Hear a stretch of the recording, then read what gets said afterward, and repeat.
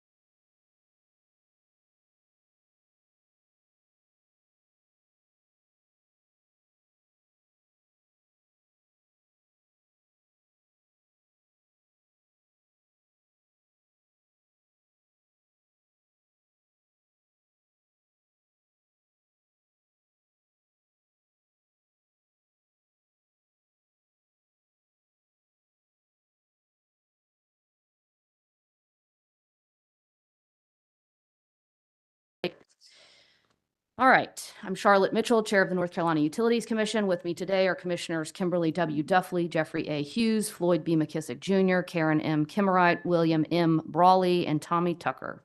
I now call for hearing docket number E-7, sub 1297, in the matter of application of Duke Energy Carolinas LLC for a certificate of public convenience and necessity to construct an 850 megawatt natural gas-fired combustion turbine electric generating facility in Catawba County, North Carolina. Before we proceed further, and as I am required to do by the State Government Ethics Act, I remind members of the Commission of our duty to avoid conflicts of interest and inquire at this time as to whether any commissioner has a known conflict with respect to the matters coming before us in this docket.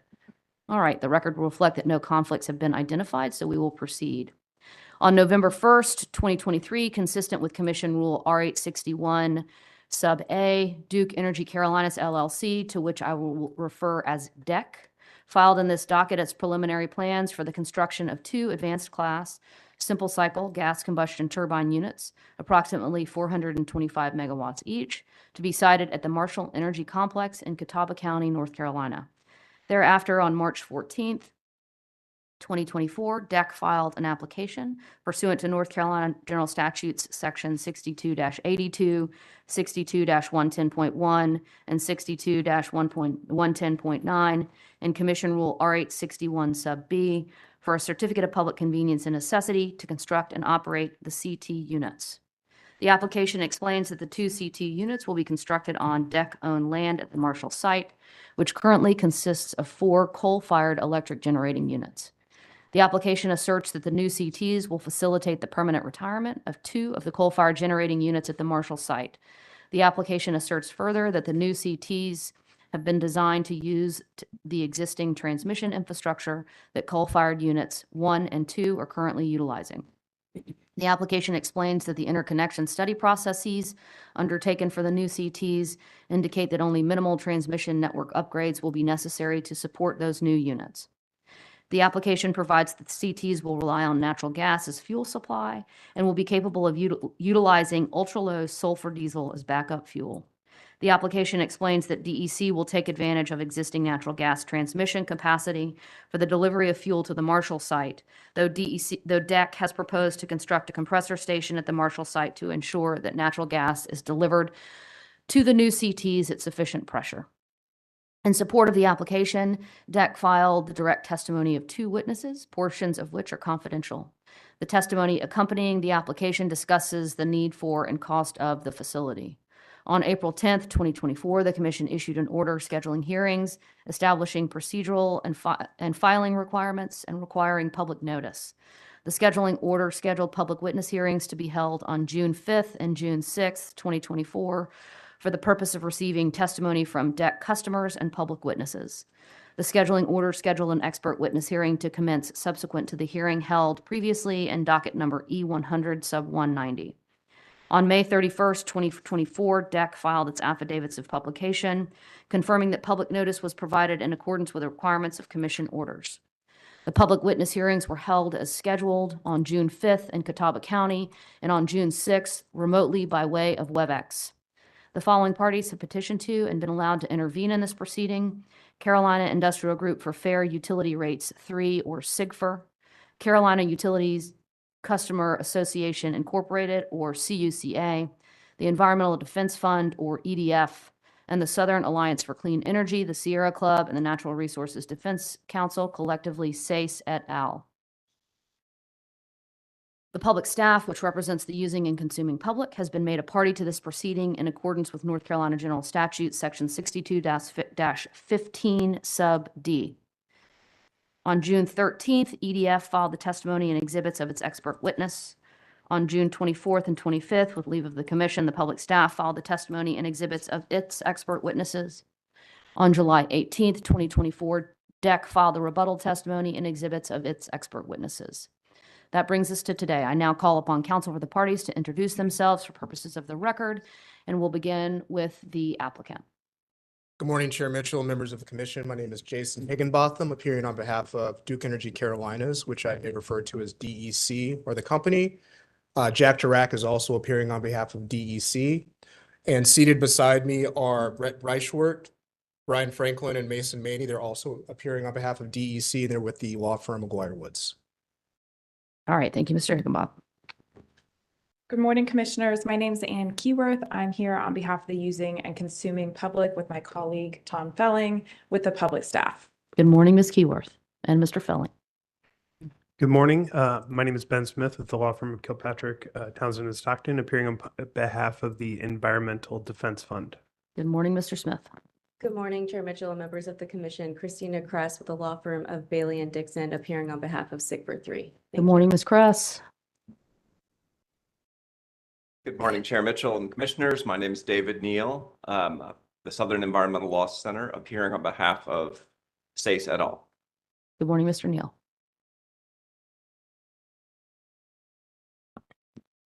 Good morning, Marcus Trathan with the law firm Brooks Pierce, appearing on behalf of CUCA. Good morning, Mr. Trathan. All right, any preliminary matters before we get started this morning? Yes, thank you, Chair Mitchell. DEC has a few matters to address First, we ask that Duke Energy Carolina's notification to the Commission of preliminary plans to construct an electric generating facility in Catawba County, North Carolina, consisting of Exhibits 1 through 3, filed on November 1, 2023, be entered into the record and copied into the record at the appropriate time. Next, we ask that the application of Duke Energy Carolinas LLC for a certificate of public convenience and necessity to construct an 850 megawatt natural gas-fired combustion turbine electric generating facility in Catawba County, North Carolina, filed on March 14th, 2024, be entered into the record and copied into the record at the appropriate time.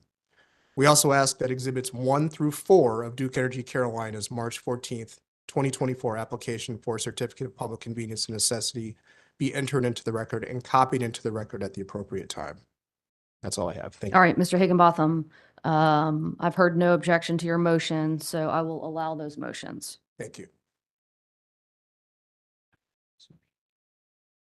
Ms. Keyworth. Thank you, Chair Mitchell. Yes, the public staff filed a motion on August 1st asking to excuse public staff witness Daryl Brown.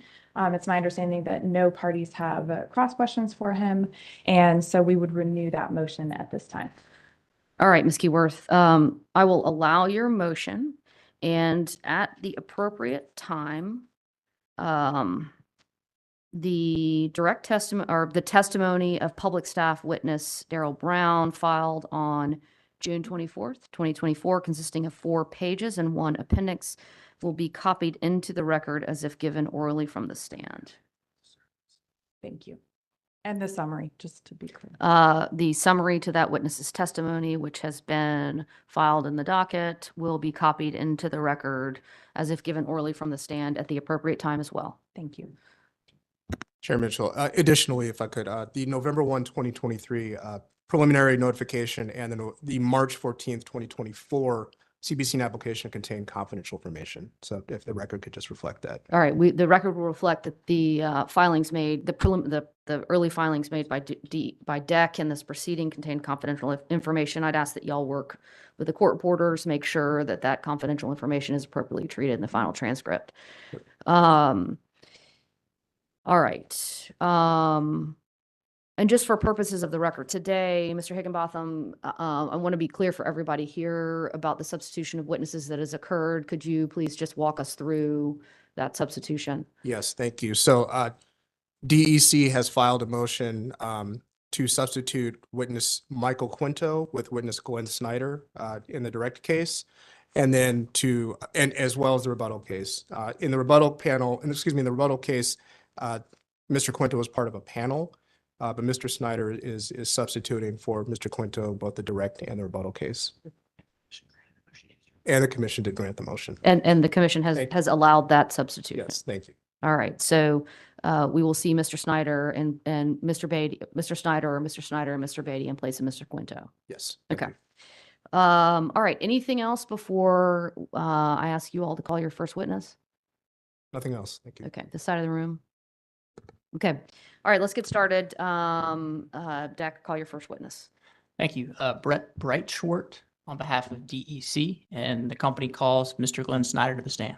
All right, Mr. Snyder, let's go ahead and get you sworn in. Raise your right hand, please, sir. Do you swear the testimony you're about to give shall be the truth, the whole truth, and nothing but the truth, so help you God? Yes. Okay.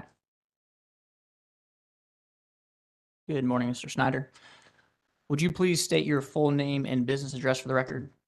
Yes. My name is Glenn Snyder. My business address is 525 South Tryon Street, Charlotte, North Carolina, 28202. And by whom are you employed in what capacity? Duke Energy. I am Managing Director of Integrated Resource Planning and Analytics for the Carolinas. Thank you. And could you please briefly describe your role and responsibilities at the company? I am responsible for supervising the development of the company's IRPs, including the carbon plan and integrated resource plan for 2023 and 2024 that was recently before this commission. Thank you. And did you cause to be pre-filed? Well, I think we established Mr. Quinto initially caused to be pre-filed, but pursuant to the commission's August 5th, 2024 order, you have adopted the direct testimony of Mr. Quinto consisting of 26 pages. Is that accurate? That is accurate. And do you have any changes to your direct testimony at this time? I do not. And if I were to ask you those same questions today that appear in your pre-filed direct testimony, would your answers be the same? They would. Thank you. And your direct testimony did not include any confidential information, correct? It did not. And did you also cause to be pre-filed a summary of your direct testimony with the commission? Yes. Thank you. Chair Mitchell, at this time, I'd ask Mr. Snyder's pre-filed direct testimony and summary be entered in the record after as if given orally from the stand. All right, having heard no objection to that motion, I will allow it. The pre-filed direct testimony consisting of 26 pages filed on March 14th, 2024 shall be copied into the record as if given orally from the stand. Thank you. And just one point of clarification for the commission, Mr. Snyder did sponsor exhibits to the application, but since Mr. Higginbotham moved those in at the outset, we're not re-identifying those here. All right, Mr. Breishwart, since you've brought that up, just for purposes of making sure we're all clear, tell me which exhibits to the application that Mr. Snyder is responsible for sponsoring. So it would have been exhibit 1A and exhibit 1B to the application, and then Mr. Smith, who will be up later, sponsored exhibits 2, 3, and 4. All right. Your witness is available for cross? Yes. thank you. Okay. Let's see. We will start with EDF. Actually, I'm going to waive my 5 minutes. Public staff. Good morning, Tom Felling with the public staff. Mr. Snyder, good morning. Welcome back Good morning. Good to see you, Mr. Felling. as well. It might be appropriate after the few weeks that you've had here in the hearing room to maybe identify the Dobbs building as your business address going forward. Feels like it sometimes. Yes, sir. Well, thank you for stepping in for Mr. Quinto. Got questions, obviously, that will address that pre-filed direct testimony. Mr. Snyder, are you generally familiar with the commission's order adopting the initial carbon plan in the E-100 sub 179 carbon plan docket? Yes, sir. Okay. And do you recall that that carbon plan order concluded that planning for approximately 800 megawatts of CTs or combustion turbines is a reasonable step for Duke to take at this time? Yes. Okay. And in that order, the commission did not specifically direct Duke to pursue the siting of those CTs in DEC. Is that correct? It did not specify it in the order to the best of my knowledge. Thank you. And Chair Mitchell, at this time, if it's appropriate, I'd ask that the commission take judicial notice of the commission's order adopting initial carbon plan in the E-100 sub 179 docket. Presenting Commissioner Chair Mitchell, just to the extent it's helpful, that was actually pre-filed as an exhibit 1A to the company's application to demonstrate the need for the facility. So it should already be in the record. I'll withdraw the motion. Thank you for the clarification, Mr. Breitschwart. All right, and just for purposes of the record, the company did move in the initial carbon plan order, and that motion was allowed, so it is in the record, Mr. Felling. Thank you for the clarification. Sorry for the delay. Mr. Snyder, Duke's planning for the siting of the CTs that are envisioned in this application in DEC began well before the issuance of the commission's carbon plan order. Is that correct? The siting,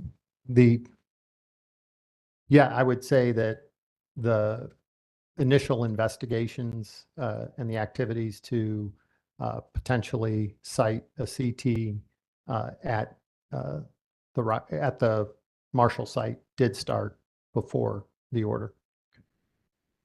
And now turn it to Mr. Quintos and your direct testimony. On page 11, starting at line 19 of that direct testimony, it states that load growth in the Carolinas and the company's planned coal unit retirements over the next decade drive the need for the proposed facility. Do you recall that statement? 1 second. Please, yeah. And just for reference, that was page 11, I believe, starting at line 19. I'm there. And if I need to reread the statement or is No, I agree with that. Okay, Yes. thank you. And would you agree that the DEC system needs both additional energy and additional capacity? Yeah, I think both systems do. So yes. Okay, and then between the DEC and the DEP system, the DEP system, would you agree that the need for energy and capacity is greater in the DEC system? I don't know that I would agree with that. I think the DEP system in the 22 plan had the more significant need for both capacity and energy in DEP at the time of the 22 carbon plan. At the time of the August filing of the initial filing before the January 2024 supplemental filing, so August of 23, that filing DEP continued to have the most significant need. And then that gap closed, depending on which year you're looking at, with the supplemental filing when we added the new load forecast that included the new economic development load as well as the other updated load forecast assumptions. So I think it is a matter of recent events where DEC has caught up to DEP in terms of need. Okay.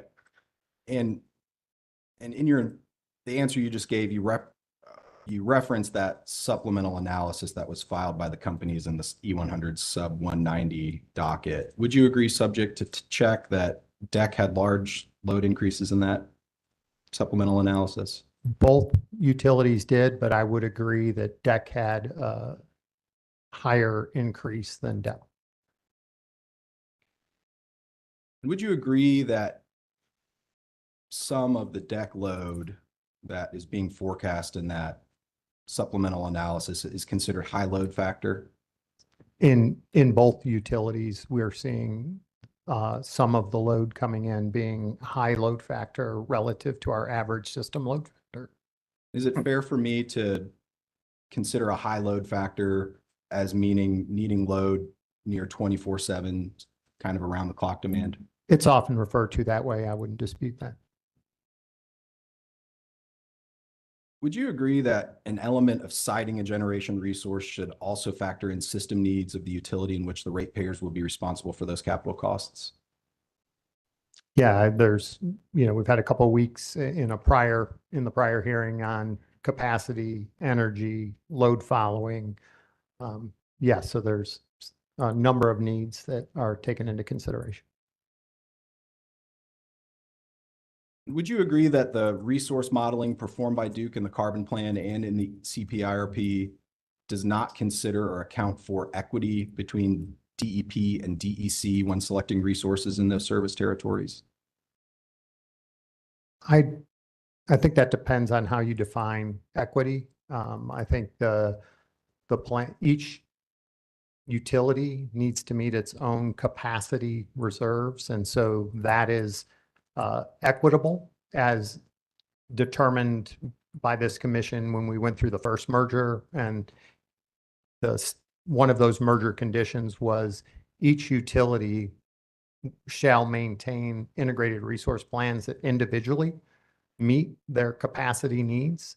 And so that was a definition of equity that this commission had and that we're still under until such time as the companies merge.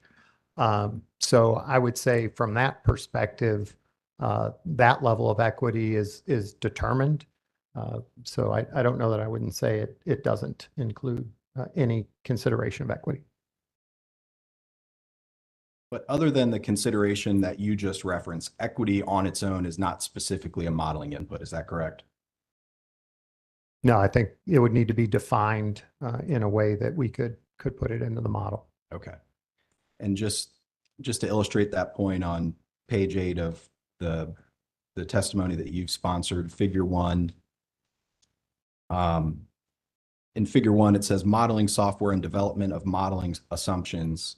And that lists a number of factors that are considered, and equity is not one of those factors or inputs that's listed there. Is that correct?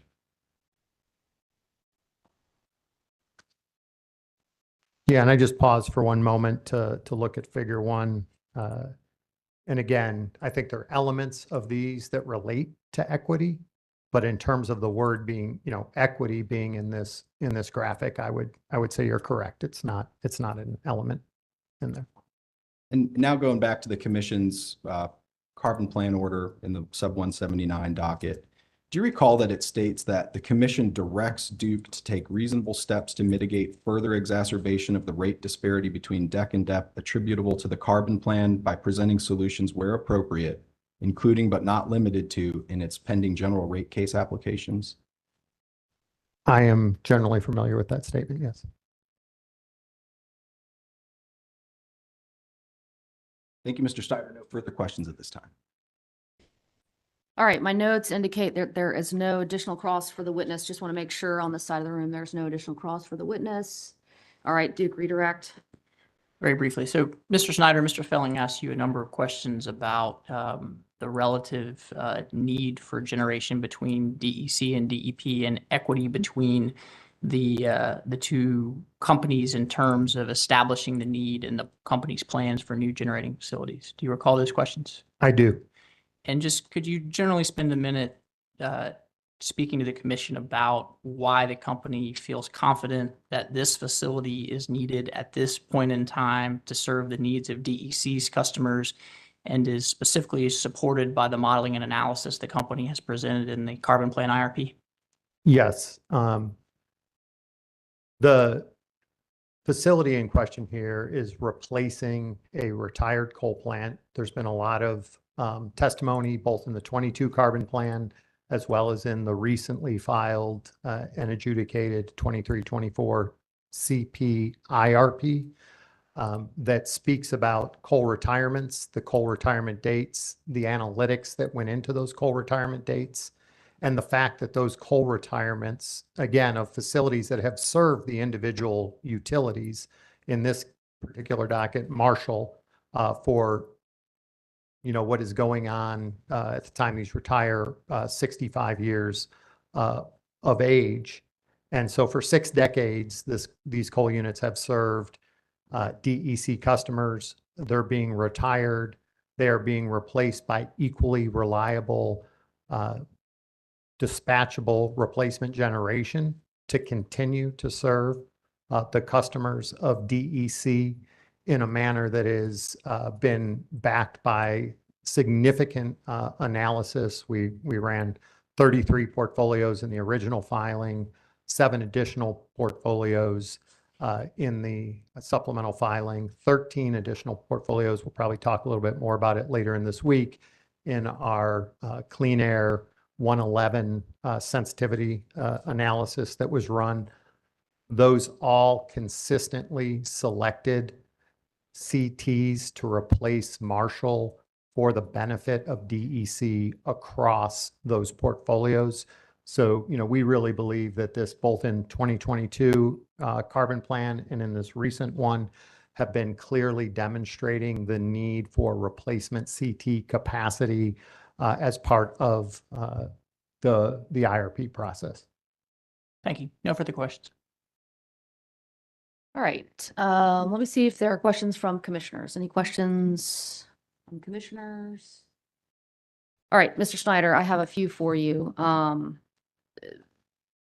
In this proceeding, in your testimony and in the statement of need, as well as in the CPIRP proceeding, we've heard or you discuss this concept of replacing before retiring. Are you familiar with that concept? Yes, Chair Mitchell. Okay. Could you explain to me how the company goes about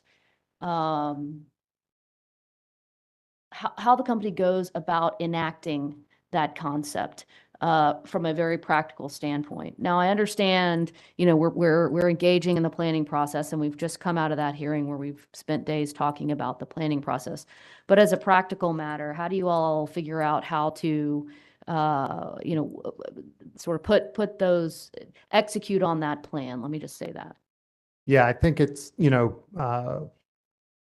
one of the things you saw in the CPIRP hearing was we had 13 panels or so with departments from around the company, right? So execution really works closely with planning so that they can inform us on in planning space, what's the appropriate lead time needed that you should be assuming in these models? What are the appropriate steps that are needed so that we can ensure that if you're planning for generation at a certain point in time, that the various elements of execution, and as you saw from the panels, it can range from gas supply to construction to equipment procurement to transmission planning, albeit through the DISIS process or through the GRR process,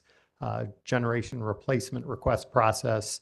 All of those have subject matter experts that we work closely with, such that we can ensure that as we're modeling, we say, all right, here's when the need is, here's when we project the coal plant to be retired. What are the steps needed to get there? And do we align, in this case, for example, that this unit could be online in 2029?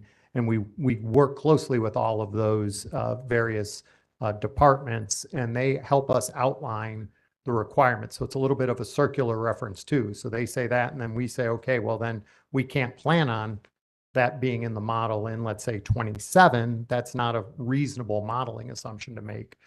So we use them to ensure the reasonable modeling assumptions are in the plan. And then when we produce a plan, they give further feedback to say, well, as you move from exact modeling results, here's some other considerations we may want to consider when we go from generic modeling assumptions to exact project-specific execution assumptions. So there's a continual feedback loop between the various operating arms of the business and planning that allow us to ensure that the planning models are aligned with the execution assumptions.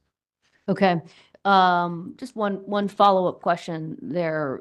So do I understand it correctly that as the company is looking at replacing the aged coal-fired facilities with new generating capacity to ensure that load is served reliably, do you all identify the coal retirement dates first and then work from there?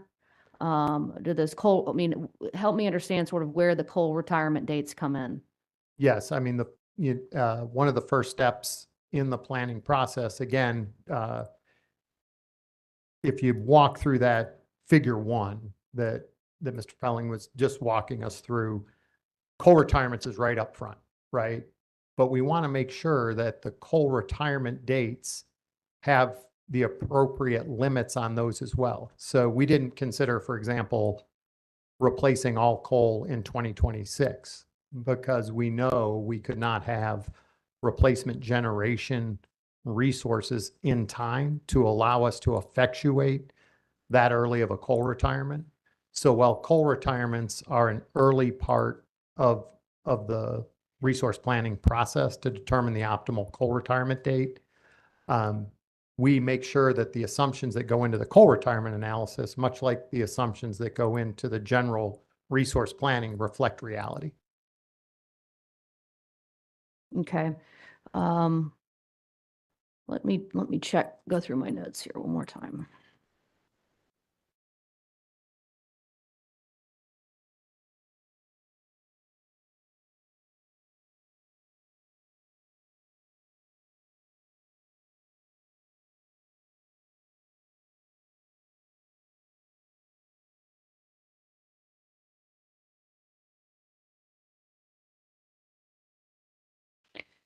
All right, one last question. This is a quick one, Mr. Snyder. In the testimony you've sponsored, beginning on page 23 at line 7, there's a Q&A.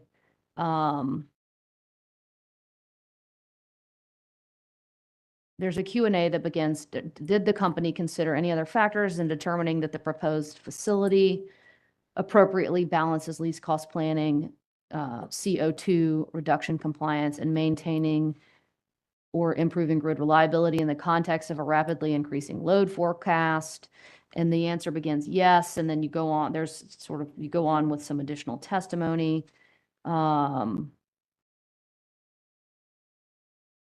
then at the end of that paragraph, this is where my question comes in. and at the end of your answer there, you say the proposed facility is expected to be able to be compliant with the proposed EPA Section 111 rule for new gas generation as currently proposed, primarily through limiting utilization to low load peaking resource and operation on quote unquote clean fuels. What is that? Just define what the clean fuels is for me, please. Yes, in the Clean Air Act, Section 111, they define both the carbon output and the carbon intensity of fuels that are required to run under the act if you're not installing carbon sequestration. And so what we're referring to there is that this facility will meet both of those definitions. So we will, the natural gas run through a highly efficient advanced frame simple cycle turbine, such as the one in this proceeding in Marshall, will meet the phase 2 requirement of 1,160 pounds of carbon per megawatt hour that will allow it to run up to, as an intermediate unit, up to a 40% capacity factor without the need for sequestration. Okay, thank you for that. Last question. Help us understand the difference between advanced class and just sort of a non-advanced class CT. Well, I will give you my layman's answer to that, and then we have Mr. Smith Okay. and Mr. Donishad who will be appearing in this, who are my mentors on this. So essentially, it's the efficiency of the unit. It's the way in which the combustion happens, the amount of gas. When we say efficiency, we're talking about the amount of natural gas needed to go into the unit to produce a megawatt hour of energy coming out. So the higher the efficiency, the less natural gas you need for the megawatt hour that's coming out. And these new advanced frames have advanced materials, tolerances, combustion processes within the turbine that allow them to be of a greater efficiency than some of our existing F-frame turbines that are still efficient units. They've just, the R&D in this industry continues to move forward, and the industry's been able to drive those efficiencies to even higher levels of efficiency, such that we can get these larger, more efficient units, which we call advanced frames. And I just contrast that to a lot of our, which are, depending on the vendor, you'll hear different letter acronyms, G, H, J, all come to mind. And I always get which vendor we're talking about. And the vendors get really mad with me when I do that. But, compared to these older turbines that are a little less efficient. Okay, and then one last question. You've just sort of, you've given me one more to ask you. So Marshall units 1 and 2 that will retire when this unit, assuming this unit is approved, or these units are approved, have been retrofit to co-fire gas. Is that correct? Yeah, they have the physical capability to fire up to 40%, I believe. Up to 40% and Subject to check. And let's just assume it is 40%, but the 40% is 40% of the nameplate capacity of those units. Yes. Okay. Now I know you're not fuel procurement person. I know you're the modeling person, but I'm going to ask you this question, and to the extent that you need to push it off on someone else, that's fine, and we'll get it answered eventually. So the company has procured fuel for the Marshall 1 and 2 units, presumably because they're able to run on gas. Is that a fair assumption for me to make? Yeah, I think, we procure fuel, as Witness Verderami and Witness Mitchell talked about, in different time increments and with different instruments. There's financial hedges, and then there's physical procurement of just physically procuring the fuel. But yes, we have procured fuel for these facilities. But in the physical procurement is largely being done. It doesn't extend past, to my knowledge, the retirement date of these units. Okay. Here's my question. It's a basic one. Assuming these two new CTs go into service and the company includes these two new units in its procurement efforts of procurement of natural gas, is the company going to have to procure more natural gas as a result of these two new units? Or is it, given that the units that it's replacing were capable of firing natural gas and were presumably accounted for in that procurement strategy, will there be no new gas procured? Is my question clear? It is clear. Okay. And I think, when you see what's happening, there is a temporary small uptick in gas needs on the system when you're meeting both load growth, because it's not just the retirement, we do have growing load, right? And so now you've got this larger system and you're adding gas, you're adding renewables, you're adding storage, you're aggressively pursuing energy efficiency and demand side management. And as the system grows and we retire coal, these new highly efficient units will fill in temporarily to require slightly higher procurements until the renewables that we continue to add year after year pretty markedly bring those fuel burns down as we go into the 30s. Okay. All right. Thank you for that response. All right. Let me just make sure there are no additional questions for you, Mr. Snyder. I'm not seeing any, so we'll go to questions on commission's questions. We'll start over here. Duke. No questions. Okay. All right, Mr. Snyder, you may step down. Thank you very much for your testimony this morning. And Duke, you can call your next witness. Thank you, Chair Mitchell. Duke Energy calls John Robert Smith Jr. to the stand. Good morning, Mr. Smith. Good morning. All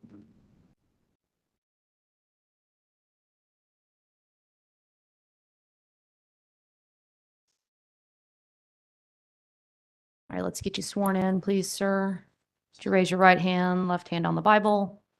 You swear the testimony you're about to give shall be the truth, the whole truth, and nothing but the truth, so help you God. I do. All right, Duke, you may. Mr. Smith, would you please state your full name and business address for the record? My legal name is John Robert Smith Jr., typically go by Bobby. My business address is 525 South Tryon Street, Charlotte, North Carolina, 28202. By whom are you employed and in what capacity? So my employer is Duke Energy Business Services, and I'm the general manager overseeing new gas development projects. And if you could speak into the mic just a little bit more, Bobby, thank you. Yeah, you can pull the mic forward, please. Thank you. Can you please briefly describe your role and responsibilities at Duke Energy? So I manage a team of project managers, estimators, and we're responsible for the front-end development of new gas work. That front-end development includes preparing permit regulatory applications and air permitting, air permit and other environmental permits and seeking those approvals. We also solicit and award the major equipment necessary for a project, and we bid and award the EPC, engineering, procurement, and construction contracts for the installation of the facility. We take that information, we gather it up, we develop our preliminary cost estimate, and then we use that information to seek internal approval. Once all of these other activities are completed, we seek approval from our board of directors to proceed with the project and approve funding. Mr. Smith, did you cause to be pre-filed in this docket direct testimony consisting of 20 pages? Yes, I did. Do you have any changes to your direct testimony at this time? No. If I were to ask you the same questions today that appear in your pre-filed direct testimony, would your answers be the same? Yes, Your direct testimony did not include any confidential information, correct? that's correct. And did you also pre-file a summary of your direct testimony for the commission? Yes. Chair Mitchell, I would ask that Mr. Smith's direct testimony be entered into the record as if given orally from the stand, as well as the summary of Mr. Smith's direct testimony. Heard no objection to that motion. The direct testimony of Mr. Smith filed in the docket on March 14th, 2024, consisting of 20 pages, will be copied into the record as if given orally from the stand. Thank you, Chair Mitchell. Mr. Smith is now available for questions from the parties and commission on his direct testimony. All right, EDF. Mr. Smith, Ben Smith for Environmental Defense Fund. I just have a few questions. Could you turn to page 11 of your direct testimony?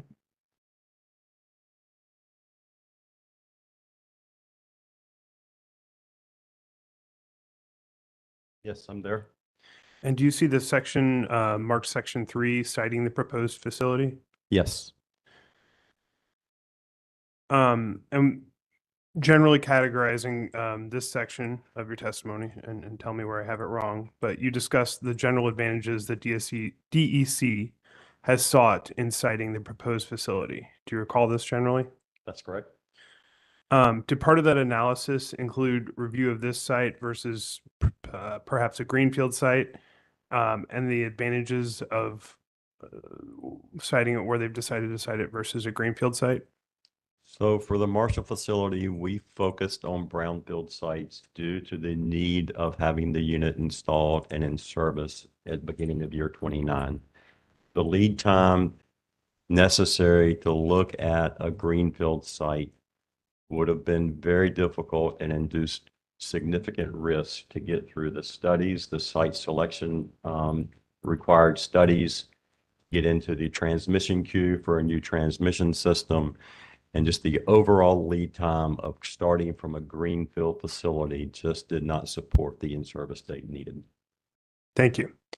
And so, and I don't mean to parse what you said, but at least two factors for choosing brownfield versus greenfield would be time and money. Correct. How did the companies, or I'm sorry, how did DEC assess hydrogen upfitting and infrastructure when considering where to site their facility? Can you restate that? How did DEC assess hydrogen upfitting and infrastructure for hydrogen when considering where to site this facility? I'm not connecting your facility site selection to hydrogen. I'm not making that connection. Well, would you agree that hydrogen would have a different infrastructure than what's currently in place? Hydrogen can have a number of different infrastructures or means to provide the fuel to the site.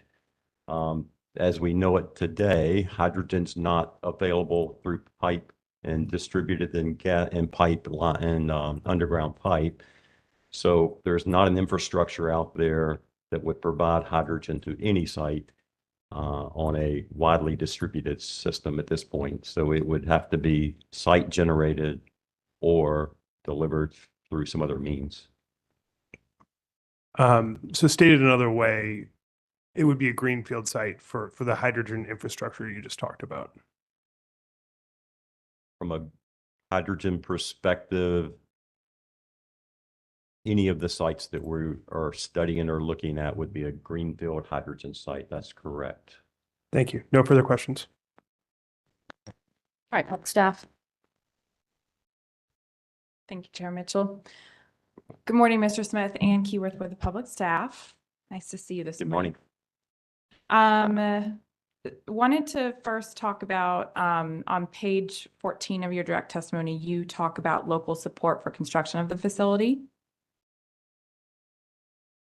Did you see that a consumer statement filed in sub 1297 CS by the Catawba County Assistant Superintendent of Operations, Dan Moore? Yes, I'm aware of that. And what did his concerns relate to? Do you recall? Mainly traffic concerns and related to safety and the volume of traffic that we would encounter over the 2-year cycle of constructing the facility. And his issue being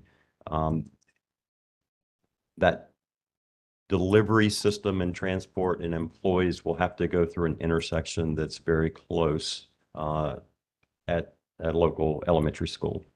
Thank you. And are you aware that numerous private citizens have made similar statements to the commission on this topic in the docket? Yes, I am. I would say we held the open house, as was noted earlier. We had attendance, we presented the materials. However, there was an oversight with the local neighborhood. I think it's been explained, but the methodology of using the GIS system to notify neighbors actually did not pick up their neighborhood in ERA. However, since that time, we have engaged with that HOA numerous times. We have held 3 separate meetings with that HOA to listen and try to understand their concerns. They've raised concerns about traffic and the location of a new driveway permit entrance along Island Point Road. They've raised concerns about noise, light pollution, general pollution. Their number one concern is safety and traffic. We've met with them, as I said, 3 times over the last 6 or 8 weeks. Most recently last week. We provided them some renderings to show what this would look like. We've described to them the traffic, the volume of traffic anticipated. I'll say we've generally walked from those discussions with that one issue remaining. We think we've solved the other issues from aesthetics and lighting, noise. I think they're comfortable now that we've given them the full information and reports and those impacts. They're still concerned about traffic. Thank you. And on the topic of traffic, can you talk a little bit more about what the company's plans are, with how to address specifically Assistant Superintendent Moore's concerns?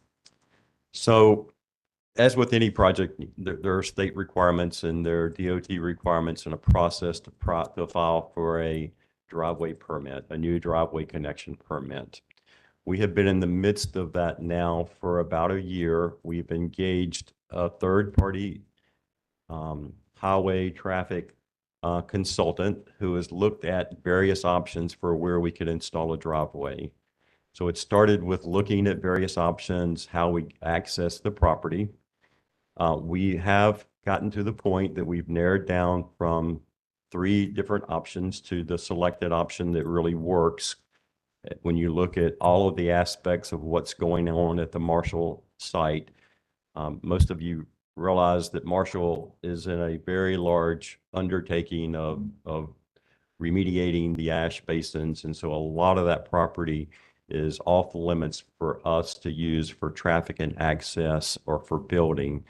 So with those things factored in, we've developed this plan for where we would like to file our application for a driveway connection permit. We're to that point now. We've released the engineer to start some drawings for that. Above and beyond that, we still have a lot of work to do as we continue to make these awards and engage with an EPC contractor. And so we will always look to follow whatever DOT feedback we receive. We'll listen to the community feedback to try to address their concerns, but we'll also work with our EPC contractor once they are on board. And our craft resources in the morning and afternoon, they'll be managed, and most all of that traffic will be outside of school hours. So we're not really concerned about that because those will be operating at different times than the school system is taking in or letting out. And then we will we'll work to try, you can't always fully control truck drivers and deliveries, but we will set delivery times. We will try our best to keep truck delivery traffic through that intersection at the elementary school to a minimum as best we can. while they are experiencing their higher traffic periods of the day. So like I said, DOT first, we'll do whatever and everything that they require that we do. We'll work with the community and we'll continue to work with our EPC provider. Thank you. And you mentioned that the company's been in touch several times with the HOA after the, complaints that were received. Has the company been in touch or responded to Assistant Superintendent Moore? The assistant superintendent, I'm not sure. Our community relations manager has talked with the superintendent of Catawba School System. I'm not sure Robin has talked with the operations superintendent or not, but that communication that is open. And so it sounds like the company would be willing to, be in touch with. Oh, Mr. absolutely. Moore. Okay. Would the company be willing to give periodic progress updates on its work with the community and stakeholder engagement? Yeah, well, we've developed a stakeholder engagement plan, and the school system is definitely part of that program, and we will keep them informed as plans develop and progress develops. And so would that be a yes to the company's willingness to file periodic progress updates with regard to community engagement? When you say file progress, what do you mean by file? In this docket?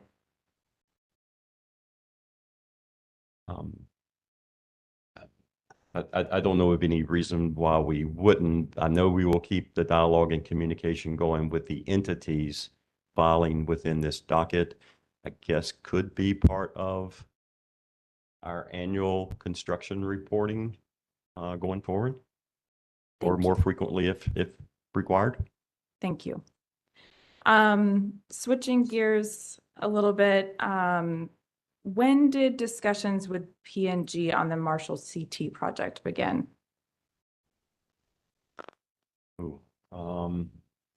That's really a better question for our gas supply folks. I'm going to say that I'm aware of specific discussions related to this project starting, I'm going to say, a year and a half ago, maybe in early 23. Subject to check. That's my recollection of about when we were brought into some gas discussions with P&G. Okay, thank you. And in the company's application, Exhibit 2 on page 179, I'll give you a minute to get there.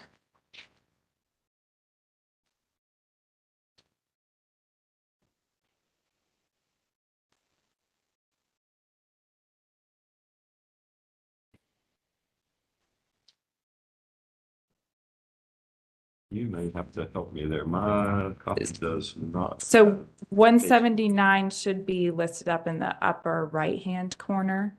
Would be near the end of Exhibit 2. Sorry, but I don't have a copy that has those page numbers printed in the header.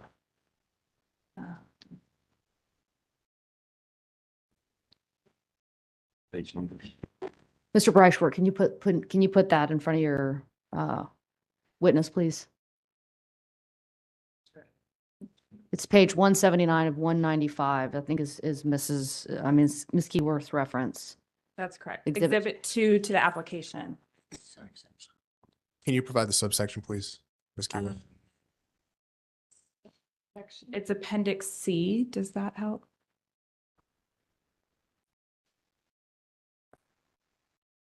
I have Appendix C. Okay, and it should be the, if you turn the page, there's an image at the bottom under, In section 1? yeah, it says project description. I'm there. Okay, so the image at the bottom, can you tell me what's contained in that image? So again, my group that looks at new gas development, when we look at a site, whether it's a brownfield site, a greenfield site, we're always looking to see what's possible at this site. As I mentioned, on brownfield sites, there are so many constraints that we typically may not find property that's adequate to facilitate the facility that in question or a future facility. What this demonstrates in this image is the installation of 2 CT units that are part of this proceeding. And we also have laid out, thinking that somewhere in the future, if we follow the carbon plan modeling, that there's a high likelihood of the need for a combined cycle facility in the DEC territory in the future. So this represents the layout for a 2x1 combined cycle and 2 CTs. Thank you. And at this time, does the company intend to move forward with the CC at Marshall? That's not part of this application. It's not part of this application. I understand that. But is that the company's intention at this point? I think I would object to that line of questioning. I think it is beyond the scope of what we're here for in this application. Ms. Keyworth, respond to the objection. Yeah, it's in the application, this image of a CC. And so we're just trying to understand I understand it's not part of the application, but it's clearly contemplated by the company. All right, I'm going to overrule the objection. I'm going to allow the witness to answer the question to the extent it's reflected in this document that's provided as part of the exhibit to your testimony. So if you go to the carbon plan order, the plan was that we were looking at 5 CCs within the DEC territory. This would be our plan, potentially based on transmission, gas availability, water, all those other things that need to be further evaluated. But this would be our plan, that this would be one of those 5 CC units in the future. Thank you. And so has project development of that CC begun? Project development, we are just kicking off development for our next series of projects. We have not released this work to proceed as of today, but it is near-term work activities that we would start to look at that. And have there been discussions with P&G on other future resources in DEC in the company's territory?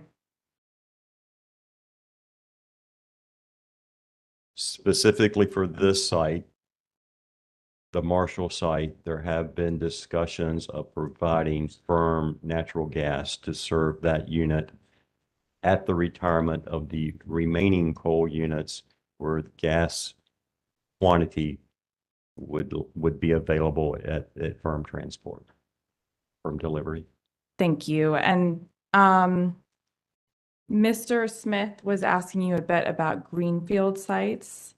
Talk to me more about how long those take to develop. Would I be correct in thinking that due diligence takes about 2 years, up to 2 years, I believe? Generally, we would say it would take a minimum of 1, but more likely 2 to get through, depending on the site characteristics and what may be involved, but typically 1 to 2 years to get through the due diligence phase of that. And then we would initiate the reporting and the due diligence necessary for a CPCN application. That process typically takes 6 to 8 months before we can actually prepare to file a pre-CPCN. So you're now 2+ years into planning if you were to go the route of a greenfield site to get to this point of getting to a CPCN. Okay, and then how long does construction and development of the site take on a greenfield site? Up to how long would you say? So for a 2-unit CT site, we're typically looking at let's call it 2 to 2.5 year cycle on-site construction. For a combined cycle project, I think we're safe today to say it's between 3 and 4 years. Historically, it's been much closer to 3, but the market seems to be moving to a longer duration, and much of that is driven by long lead equipment. Thank you. And the projected in-service date for this project is January 1, 2029, correct? That's correct. Okay. And when, to your knowledge, did project development work begin for the Marshall CTs?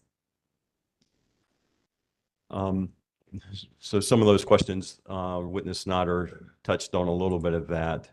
You know, as the gas development team, as we work in coordination with the other businesses and stakeholders, we're always looking at sites and looking for what's next, what's coming next. So you could go back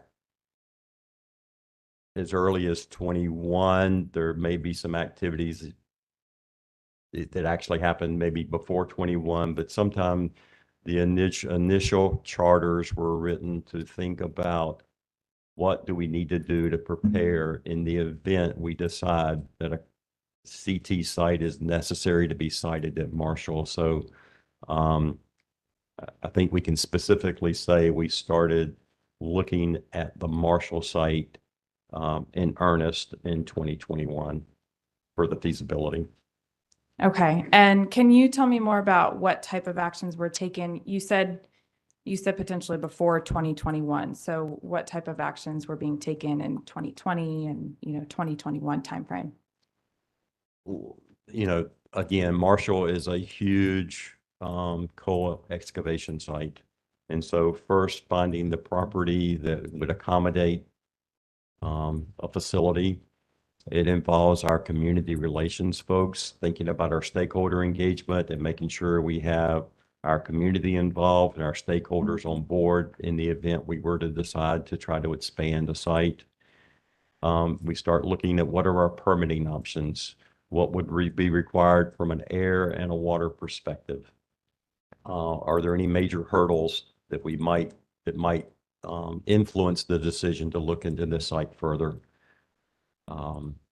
Those are generally at a Marshall site, it is so consumed with ash basin work and excavation and the logistics of haul and borrow sites that just finding the acreage necessary takes time to figure out if we can develop a property with the proper acreage. Thank you. And so you testified a few minutes ago about the length of time that it takes to develop vet and develop on a greenfield site.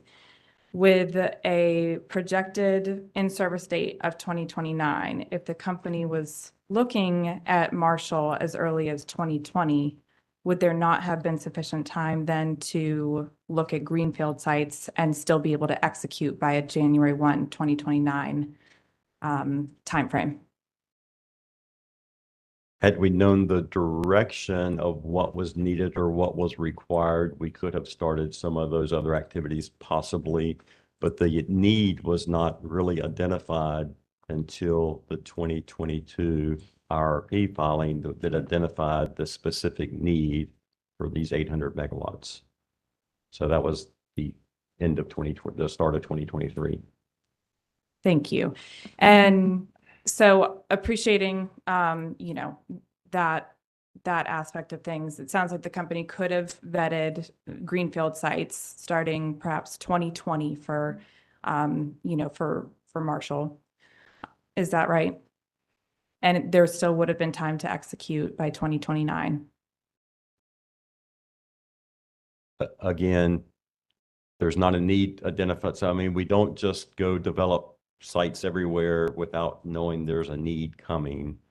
So there wouldn't necessarily have been a reason for us to go spend, even though it's limited dollars, it wouldn't have been overly efficient to go looking at greenfield sites without a known identified need to support spending that money.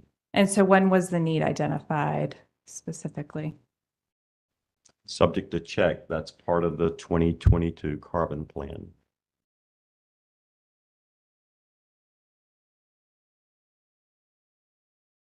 Can you tell me more about the company's kind of internal vetting process for site selection in 2020? Is that question different than the one you asked a couple of minutes ago? I guess, do you have anything more to add to that? Or maybe I'll change the question to, has anything changed since that time in terms of the company's internal vetting process?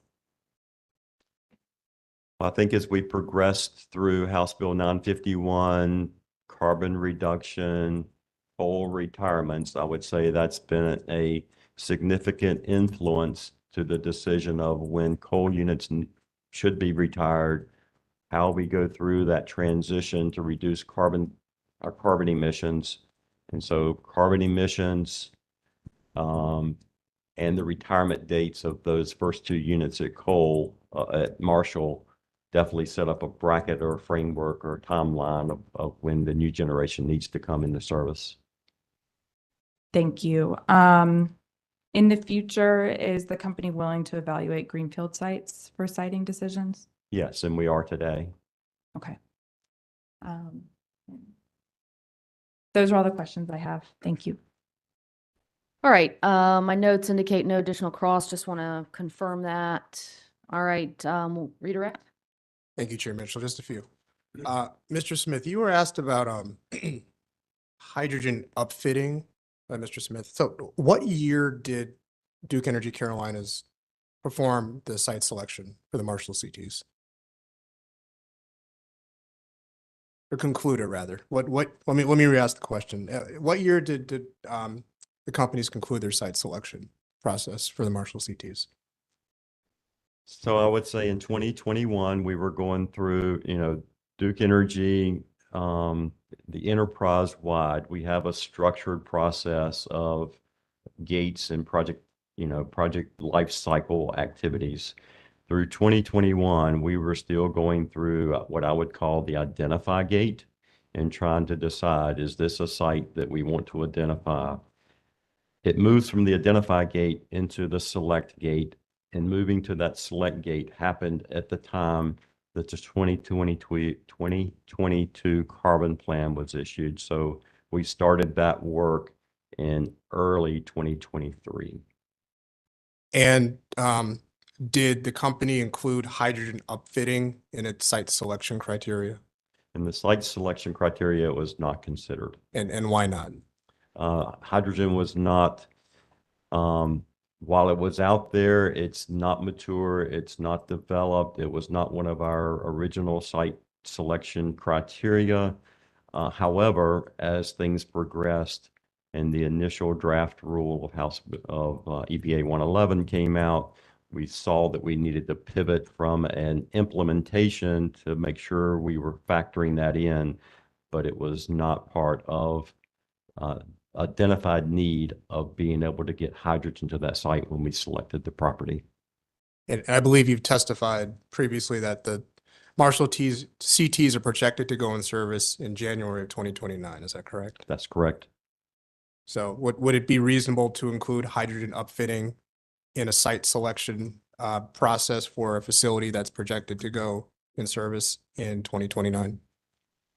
Well, that's not the compliance date, depending on where EPA 111 finalizes, that would be earlier than the earliest date envisioned by EPA 111 to have hydrogen implemented.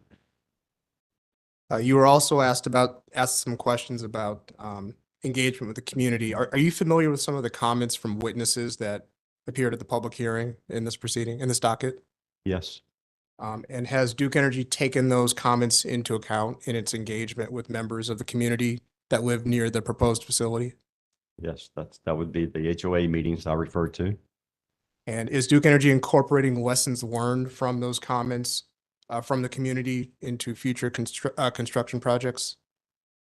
We always listen. We always incorporate everything that we can that can physically be done. There are lots of times that those questions and concerns can't be addressed, but to the extent they can, to the extent that we can deal with traffic or traffic control or light pollution or things like noise, we can always do something different with our equipment procurements and our specifications there if there's an issue. But it's a process that lasts and continues on. And then finally, you were asked some questions about considering brownfield sites versus greenfield sites. Would you agree that in general, Duke Energy's application in this proceeding describes the benefits of siting the CTs at a brownfield site versus a greenfield site? But I'm sorry, Jason. Sure. Do you need me to just repeat the Would you repeat question? that? Yes. Yeah, would you agree that the application describes the benefits of siting the facilities at a brownfield site versus a greenfield site? Yes, I would agree with that. Could you just very briefly describe what some of the benefits are of siting the CTs at a brownfield site? The infrastructure that's there that's already been installed.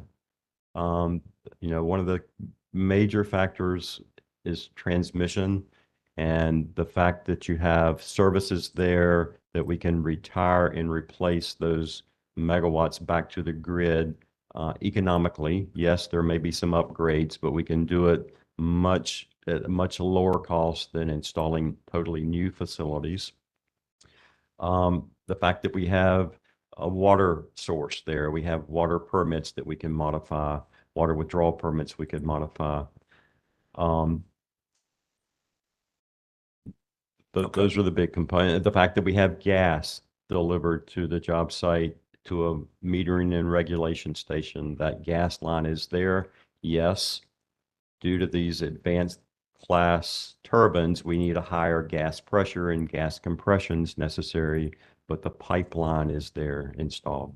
And would it be fair to say that in general, witness Donishad provides more information on the benefits of siting the CTs at a brownfield site in rebuttal testimony? Yes, that's correct. Okay, thank you. That's all. All right, questions from the commission? Let's see, anybody? Okay, let's go with Duffley first. Good morning. Good morning. So, if you could turn to page 12 of your testimony.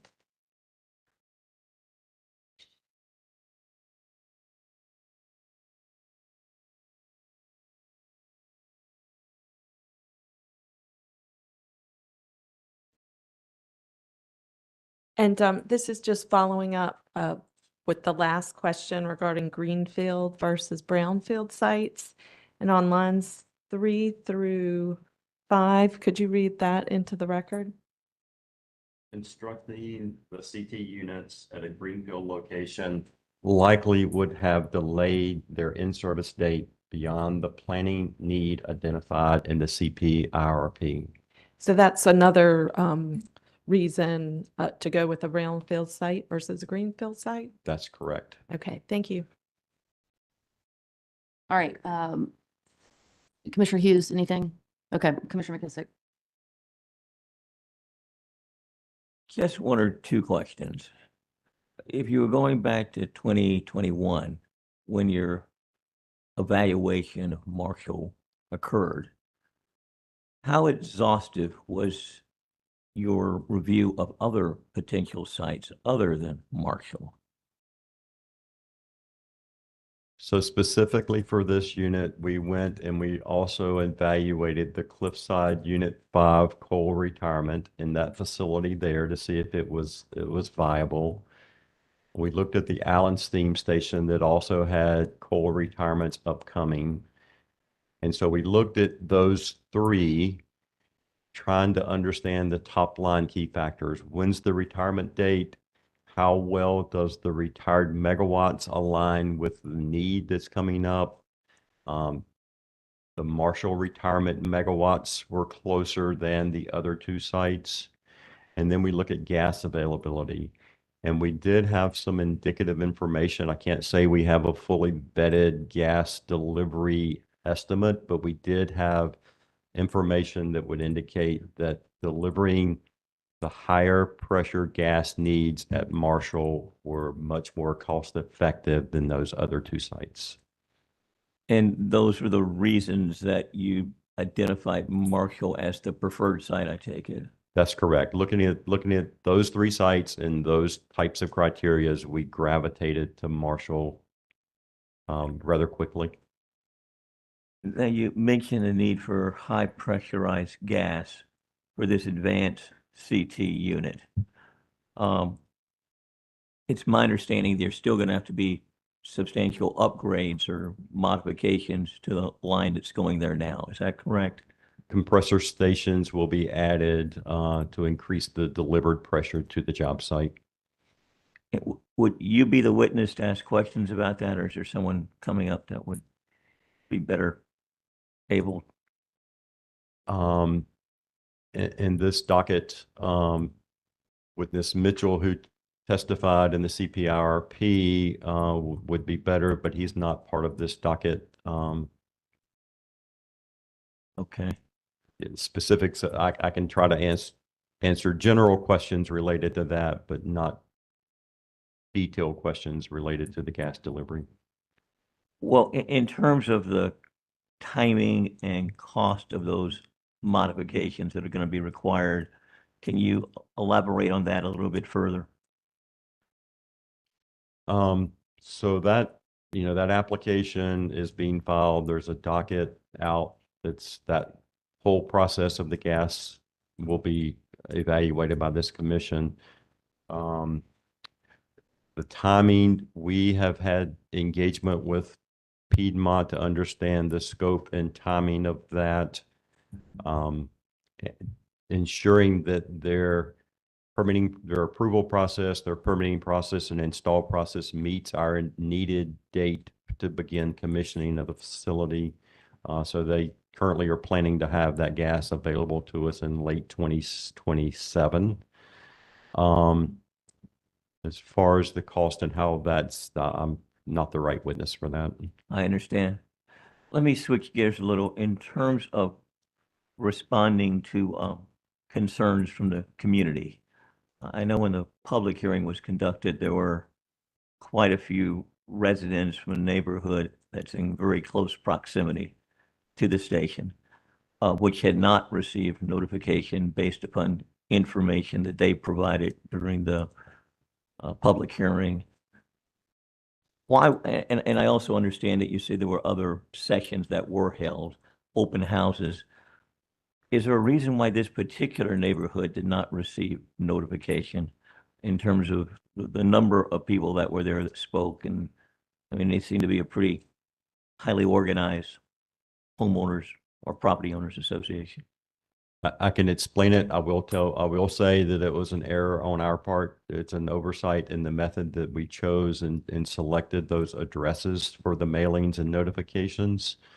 So when Duke undertakes notifying the neighborhood or community, we go through a GIS system and we locate a coordinate within that GIS system and ask it to provide all of the mailing addresses within a certain radius. In this case, we chose the coordinate that represents the existing coal units. If you notice in our testimony and our application, the actual combustion turbines are being located about a mile and a quarter as the crow flies away from that coordinate of the coal units. But when they looked into the GIS system, they asked it to pull the addresses within a 1 mile radius. That 1 mile radius needed to be 2 miles to get us a little further out to pick up that adjacent neighborhood. The other methodology that Duke undertakes, sometimes you can pull those addresses from the Duke-owned property boundary, which would be a much better best practice for the future. But I'd want to stop short of saying that will be a best practice that we use every time, because it probably doesn't fit in every case. So having an absolute, what are you going to do in the future, probably needs to be just more manually looked at and understood. There have been cases also in the past when we did use the radius concept we may have picked up a half of a neighborhood, but not all of the neighborhood. And I think we all recognize if there are 300 houses in a neighborhood and half of them receive a notice and the other half do not, that's problematic as well. So while GIS and the systems are very helpful, we need to be much more thorough in evaluating those addresses once we create the list. Well, that's very helpful and insightful in understanding how that omission occurred. I know the residents in that area identified issues and concerns related to traffic as well as noise, and noise was a very high level of concern. I know you identified in your testimony modifications that had been made as a result of the input received from those particular residents. Can you be somewhat more exact in terms of stating what has changed or what has been modified to address their concerns?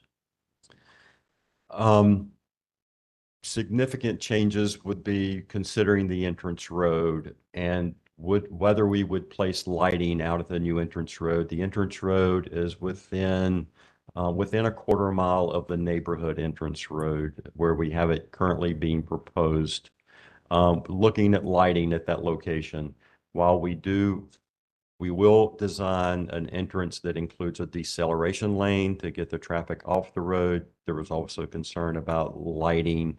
Are we going to light up that intersection? There will not be any lighting. There will not be any street lighting. There will likely be a plant entrance sign with a spotlight on it, but it'll be positioned such that it's not influencing or affecting the neighborhoods. So things like that. The actual facility is about a half a mile off of the road. And so all of the lighting around the facility will be your current downward focused lighting, not a lot of spotlights. So taking lighting and light pollution into consideration would be things that would be incorporated. Noise. Yeah, noise mitigation. Noise Yeah. is noise. We think is more of a misunderstanding than an issue. Granted, what's been done with the studies to date are models and trying to model ambience and model the added ambient that would be increased from the equipment based on manufacturers' literature and information. We believe that the noise impact to the nearest neighbors will be in the 3, 5, 6 decibel level. And typically the human ear, can discern decibel increases of about 5, but very, very insignificantly. So we feel like now that we further explained the report and the fact that the decibel increase at our property boundary is expected to go up in that range, that I think we've settled their concerns that noise will not be the concern they thought initially. Well, that's helpful as well. I mean, to know that the decimal level has been evaluated compared to the existing equipment and that the decimal level will be what I will call imperceptible to the human ear as it relates to those residents that would be closest. So that's good to know. Thank you. I don't have any further questions. All right, Commissioner Kimmerer. Good morning. Just a couple of quick follow-up questions. To address neighbors' concerns, you talked about one of their concerns was about aesthetics. Can you talk about the landscaping or buffer that will be installed to help shield the visibility of the new facility from the neighbors or from the existing roads? We haven't gotten to that point of designing a landscape buffer because we really don't think it's going to be necessary. As I said, we're about a half a mile off of the roadway and much of that property is vegetated. So we think even after we clear the remaining trees that we need for construction parking and construction laydown, there's still going to be a significant buffer between the facility and the road. I will say the other thing that's very much to our benefit is the facility is in a somewhat depressed area. It's an area that our combustion coal combustion residue products group, they have used that as a borrow area. So the topography is down a little bit in elevation. And so that's going to prevent having a lot of visual lines. One of the things that we did take to the HOA meeting last week were some model shots. And what we were trying to represent was the view that they would see from their neighborhood clubhouse. And we superimposed the facility and the height of the equipment and the height of the exhaust stacks within that image. And it is clearly below what they will be able to see over the tree line. And so well below their visual sight lines from the neighborhood clubhouse. I think they felt much better seeing that the likelihood of them seeing the facility every day was rather low. That's not to say as you're driving down the road, you're not going to see a glimpse of something back in the woods, but not as a visual prominent feature to their landscape. So your testimony is the existing vegetation and trees will effectively screen the facility from the neighbors, that will be an effective screen. That is our current belief. Okay. And if we develop and decide we need to do something more, we will address that as well. Okay. And then just one more question about the table 1.4.3.1, which is on page 24 of Exhibit 2. Help me again on Exhibit 2. It's on page 24 of Exhibit 2. It is the table about the scene area analysis and predicted visual effects.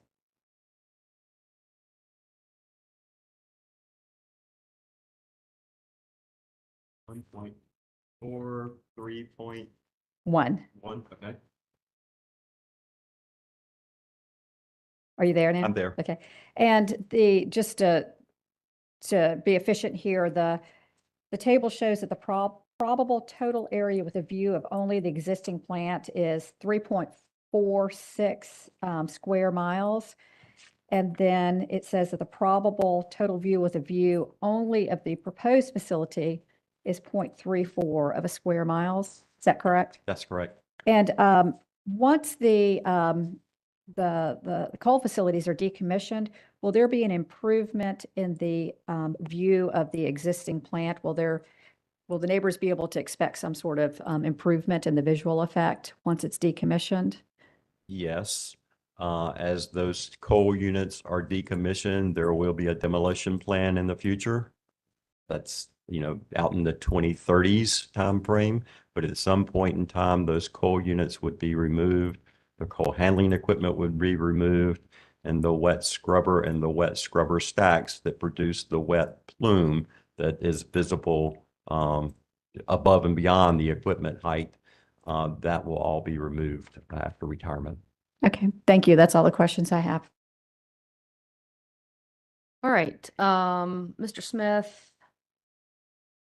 Let's see. I have a few questions for you, and then we're going to take our morning break.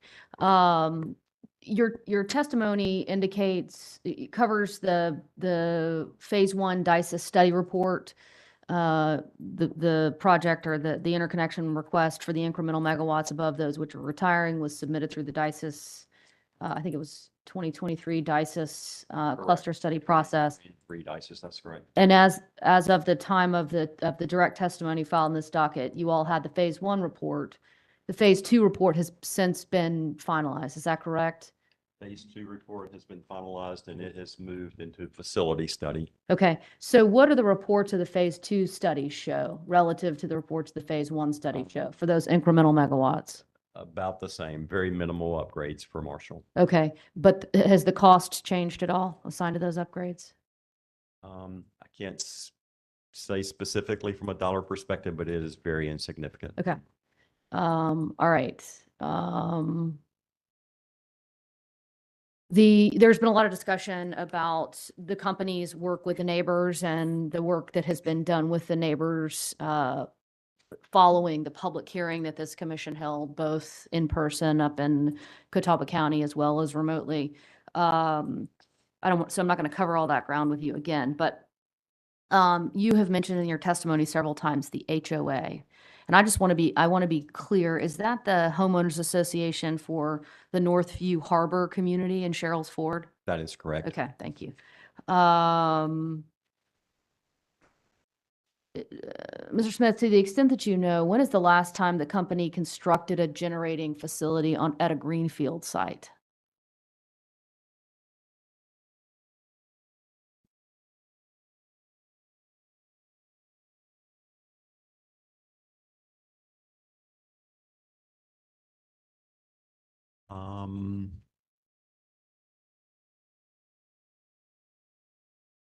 In my experience with this group in gas development, I do not recall the last greenfield gas development.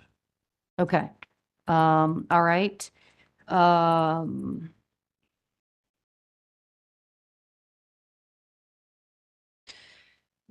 The construction schedule that's presented in confidential exhibit 4. Let me go there real quick. Okay, there is a construction schedule that is set forth on table 4.1, and I'm going to look at council right now and have them confirm that that information is not confidential. Is that correct? The information was marked confidential in the original filing. Give me just 1 second, please. Okay. No, not confidential. Okay. Mr. Smith, nothing is from this construction schedule as it's set forth in this table 4.1. Are you looking at that table? Yes. Okay. No, it doesn't appear that anything is occurring in 2025. Is that actually the case? 2025. In 2025, yes, we will bid the EPC and prepare to award that engineering, procurement, and construction contract in 25. Okay. So this table says award EPC in Q2 2026, but do I understand your testimony correctly that you'll be doing the work to prepare the RFP? I'm sorry, I Okay. grabbed the wrong table. Okay.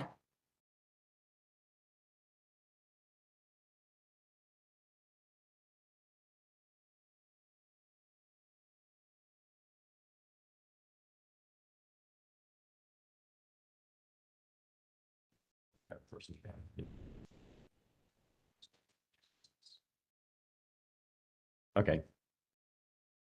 So in 2025, we'll be assembling the RFP documents necessary to put the project out for engineering, procurement, construction bids in July of 2025. Okay. Thank you.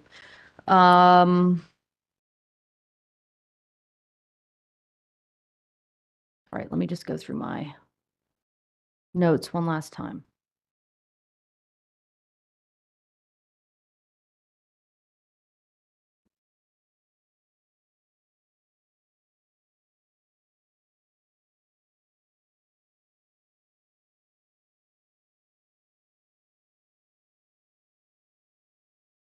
Mr. Smith, one last question for you regarding compression. So your testimony, page 8, lines 12 through 15, describe the electric compression station that Piedmont would install. Page 8, lines. 12 through 15. Okay. So as I understand the company's proposal, Piedmont would install the electric compressor station. Is there any additional compression that's going to be necessary to ensure that gas gets delivered to these facilities at sufficient pressure? No, by installing the compressor station off-site at other Duke-owned property, we will not require additional compression on-site to supply the gas turbines. Okay, so this station that Piedmont is constructing and installing is not on the Marshall site, it's on another site? That's correct. Okay, and that will be sufficient, that compression alone will be sufficient to get gas at pressure to these 2 units? That's correct. Okay. So I know that the compressor station is electric. That's correct. Can you talk about the decision to the extent that it was DEC's to go with electric compression as opposed to gas compression? At a very high level, I'll say that, looking at electric compression from an air permitting perspective, from a scheduling perspective, and timing of being able to get it in service in time. What about a reliability perspective? They are designing with redundancy and in that system, but I told you all I know. Okay, so when you say redundancy, I just want to make sure I understand what you mean. Does that mean there's going to be some sort of backup electric generation there to the extent that we lose electric power? Well, can you just answer that question? So backup power to those electric compressors, my understanding is that is not fully redundant. However, what we've done for the Marshall site is we've included backup low sulfur fuel on site in a 6-day capacity storage. So we would have backup fuel at site in the event that we do not get gas or gas pressure that we need at the site. Okay. Thank you for that testimony. All right, let's see.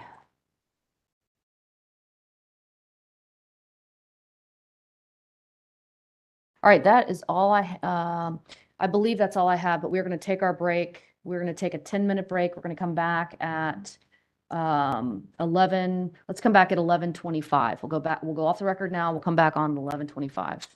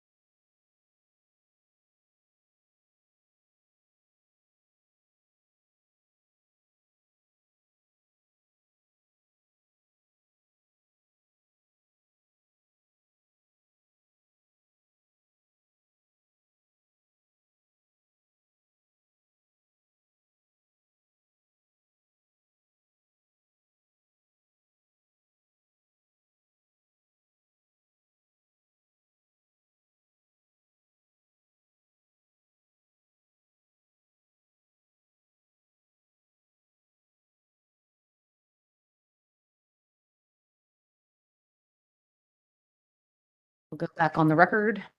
All right, Mr. Smith, last question for you. I'm going to ask you to turn to Exhibit 3 that you were sponsoring. It's Exhibit 3 to the application. I am there. Okay, if you would turn to Table 3.4. And I'm not sure, tell me when you're there. I'm there. Okay, now this table includes confidential information. So we're in open session, so I want you to avoid going into confidential information. Okay. So don't mention any of those numbers that you see in that table. But I do want to ask you a general question about the information presented in this table. The total cost for the anticipated in-service expenses after 12 months of commencement of commercial operation is greater than the 5-year average annual cost. Do you see that? Yes. Can you help explain that for us? Help us understand why that is.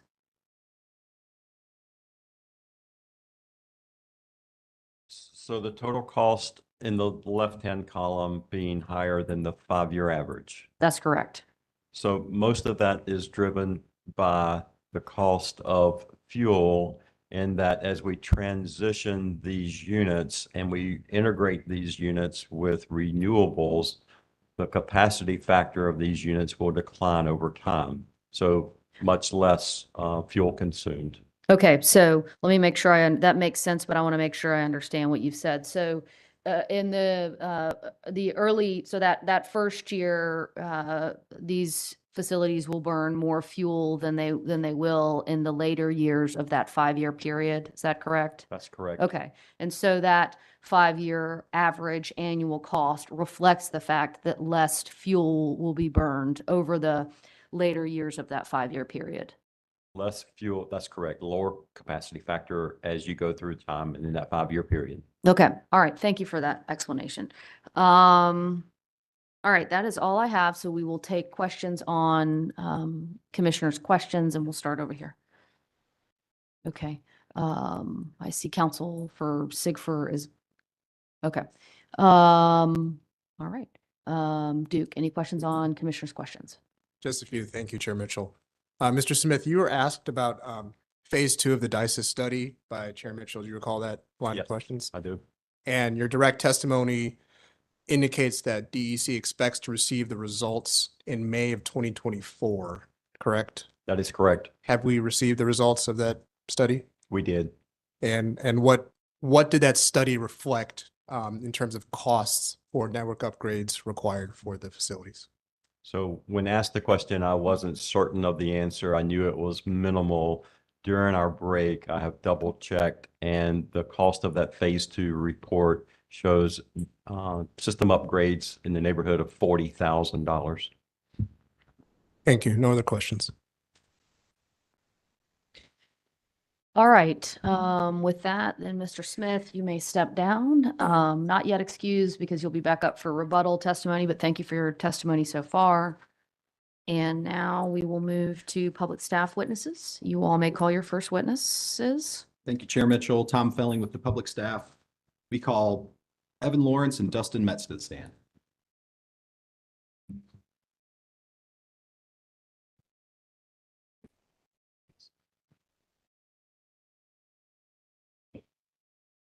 Do you all have name cards for? I believe that the witnesses have those. Okay, good. Thank you.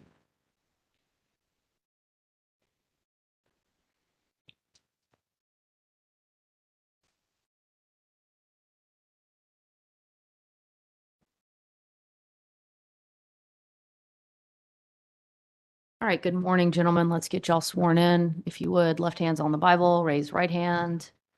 You swear testimony you're about to give shall be the truth, the whole truth, and nothing but the truth, so help you God. I do. Welcome back.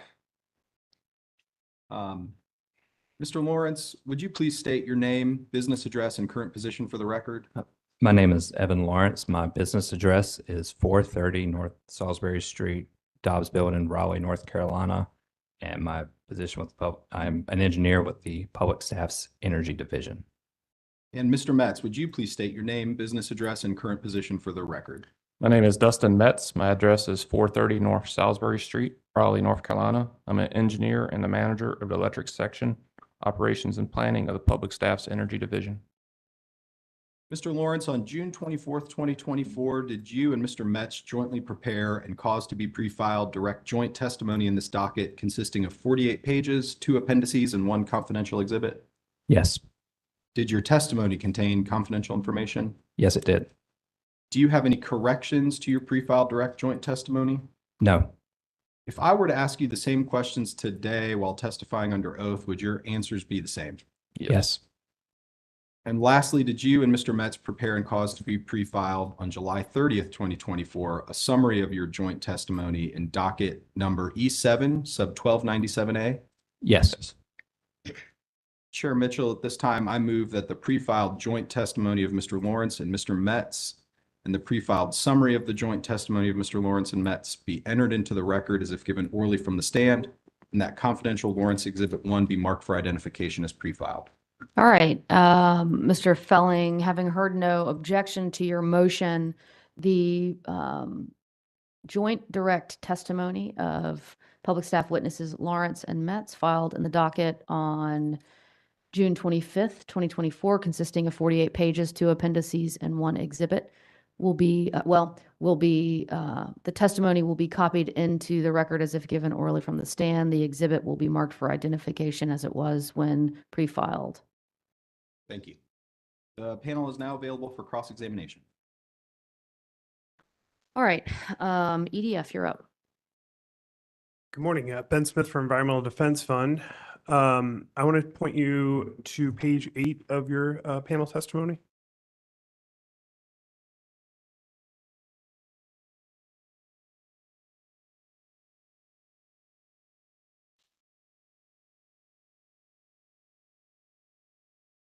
I believe we're there. Thanks. And beginning at line 1, there's a question, and then you all generally discuss concerns about Duke's use of natural gas CTs. Do you see that? Yes. Would it be fair to generally characterize your testimony to say that you all don't have concerns about Duke's operations of CTs primarily for reliability issues? Yes, I think that's fair. Thank you. It appears in your answer, and I'll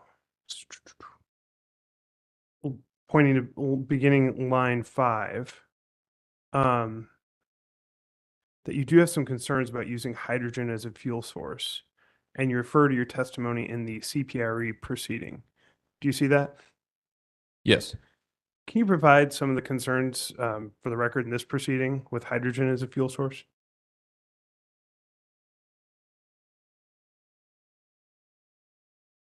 So there's a few concepts and very generalized. The first one relating to the hydrogen supply to the overall facility. So to the extent if it would require, say, off-site hydrogen generation, the existing new infrastructure would need to be potentially built to transport that volume, including the potential risk associated with that magnitude of volume. Mr. Michna and the CPRP talked more in detail in regards to that in his testimony. From my direct review, I looked at more of a lens of can the facility operate that? And within my testimony, I discussed the potential of hydrogen capabilities of these advanced class turbines, and one also needs not to consider just a turbine itself, but also the balance of plant, the other aspects that would require to transport and combust and handle the impacts with that fuel source. Thank you. Have you all had the chance to review what's been deemed the IRP rebuttal panel testimony in this proceeding?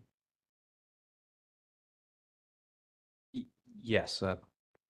And do you recall that within that rebuttal panel testimony, carbon capture is listed as a possible avenue for future upfitting for the Marshall CT?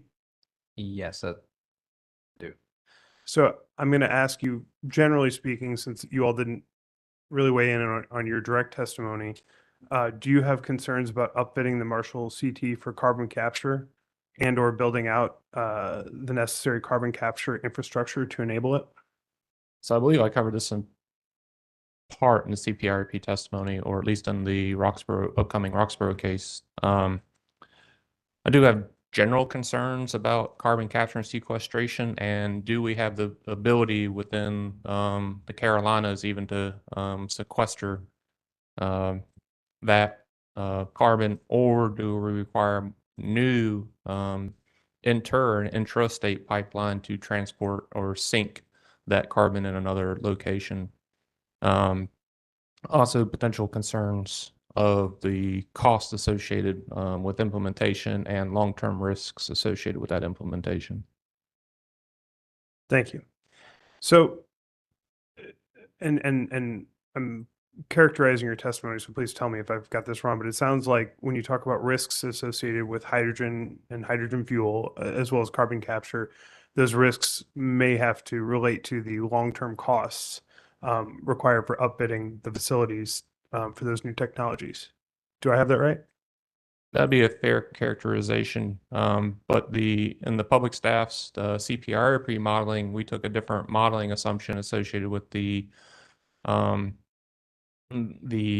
utilization and the retrofit of the overall facilities.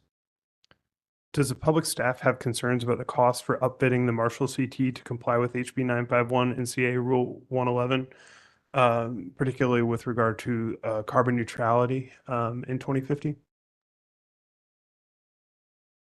So there's two parts of that discussion. Looking at the Clean Air Act, I believe Mr. Nader with the public staff discussed this in more detail within the CPRP proceeding. For purposes of modeling to validate the need, we simplistically just limited the annual capacity factor not to exceed 40%, which would not require the need for carbon capture and sequestration. There was another part to the question that I've missed. Yeah, I asked you a compound question. I should have broken that down. I'll start here. I'll start with the Marshall CT upfitting for hydrogen. Do you all have concerns about costs associated with these complying with CAA Rule 111? For purposes of modeling through the public staff's modeling and the company's modeling, we limited the capacity factor to 40%. Therefore, it wouldn't trigger the need for incremental capital costs to allow it to go higher than 40%. So to the extent that a deviation occurs in the future from where we're modeling with those assumptions, then yes, additional risks could manifest themselves. Would you consider the carbon neutrality requirement in HB 951 to be that kind of deviation that would have to change your modeling? The carbon neutrality targets within the CPRP modeling, which is a function, which has a function of GS 110.9 or HB 951, already had that as a constraint. So I don't have immediate concerns relating to these two combustion turbines on triggering uncompliance. Would it, your concerns about hydrogen fuel, do you feel like the modeling has properly reflected where your concerns are there?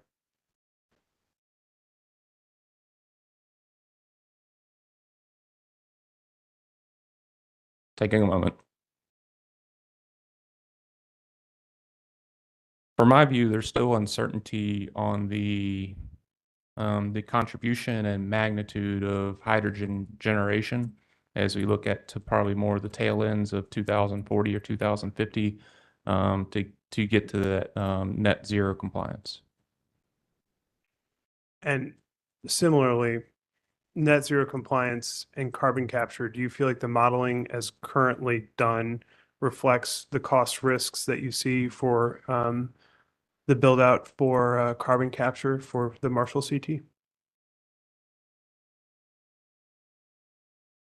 From my view, since we limited to 40% annual capacity factor, this CT and other CTs were selected, so I don't have an immediate concern on needing to model or evaluate carbon capture and sequestration as a mitigating technology. When you say immediate, would that apply to 2050? Can you restate that question again, please? I heard you just say that a carbon capture upfit and the cost implications there wouldn't affect your immediate modeling. Is that right? It wouldn't impact the decision factors for the first combustion turbines, since we used a 40% annual capacity factor and the resources were still selected, noting that the public staff made different modeling assumptions with hydrogen and its modeling comparative to Duke. Ours was more conservative and didn't essentially allow that transition as Duke's modeling did to require hydrogen to get to net zero. Stated differently, we desensitize the amount of hydrogen that could be in the system while ensuring that we get to net zero. In other words, we didn't use as much hydrogen, and yet these resources were still selected. Thank you. And I think I'm getting to the end of this. You're helping move along much more quickly than my questions probably are. Do you think that adding in the costs for upfitting the Marshall CT to allow for carbon capture and sequestration could potentially make the CT no longer a selectable resource in future modeling?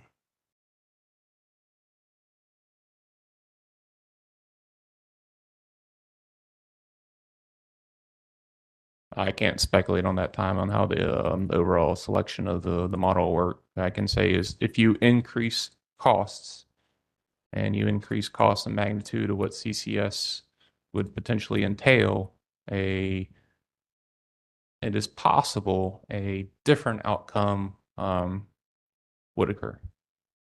Thank you. No further questions.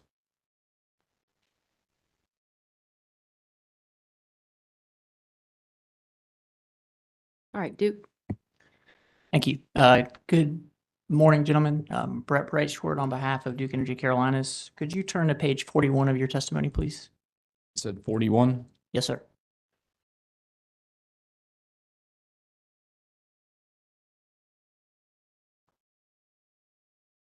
We're there. Thank you. So line 17, or maybe start with line 15, this is conclusions and recommendations in your testimony. Please summarize your findings. And you introduce the fact that through CPRP modeling, the companies identified a modeling error that was then incorporated into the public staff's modeling that informed your testimony in this proceeding, and as well as initially in the CPRP proceeding. Is that accurate? That is correct. Thank you. And you progress over the next page, 42, to describe the potential implications of this modeling error, and then on to 43, you request that DEC provide additional modeling in the context of rebuttal testimony in this case to allow the public staff to further evaluate the reasonableness and the need for the combustion turbine units at Marshall as requested in the application. Do you see that? That's on lines 4 through 14, essentially? Yes. Okay, thank you. And would you agree with me that the company did prepare that analysis in their rebuttal testimony? They did. And did you have an opportunity to review it? Yes, I did. And would you agree that it confirms the need for the combustion turbine units in DEC, which the companies have identified this proposed facility to meet that need? Yes, but there's some qualifiers that should be added with that. Modeling does not address the equity concerns or the potential power flows that are occurring from deck to deck, since we are essentially joint utility planning, at least on a energy basis. Okay. But you would agree with me that the modeling confirmed the need and that based on your review of it, with that correction to the public staff's portfolio analysis, recognizing the correction was to an assumption the companies provided, it affirmed the need for this facility. Yes. Thank you. And I think you stated that on page 44, lines 5 through 8, that was your expectation of what that additional capacity expansion plan modeling would enable the public staff to assess was the reasonableness of the proposed Marshall CT facility. That is correct. Thank you. And then your first recommendation on page 44 at lines 13 through 15 recommended the company perform after the commission's final order in the CPRP proceeding a report or analysis of how DEC intends to comply with the Clean Air Act rule. Is that accurate? Yes. And the companies, through the CPRP rebuttal testimony, as well as in the Roxborough combined cycle CPCN proceeding, presented that analysis? Yes. And did you have a chance to review that analysis? Yes. And would you agree with me that that analysis demonstrated the need for 2 CT units in 2029 in DEC, consistent with the company's application in this proceeding? Notwithstanding the equity issues that are raised before, but yes. Thank you. And continuing on, your recommendations 2 and 3 relate to public staff's proposed conditions on granting the CPCN, and I would direct, or would you agree with that? Yes, then when going over to page 45, starting with the question at 10, in the event that the revised modeling affirms the reasonableness of the proposed locations, conditions 2 and 3 as listed above would become unnecessary. Thank you. And so based on the additional modeling you reviewed subsequent to this testimony, you would agree that those conditions become unnecessary? That is correct. Thank you. No further questions. All right, redirect from the public staff. Not at this time. Okay. Questions from the commissioners. Let's see who has questions. All right. I have a few questions for you all. Good morning. Thank you for being here with us this morning. All right, let me just ask the panel. So your testimony on pages 35 and 36 make reference to incomplete analysis, and I'll tell you exactly where that occurs. Just one second.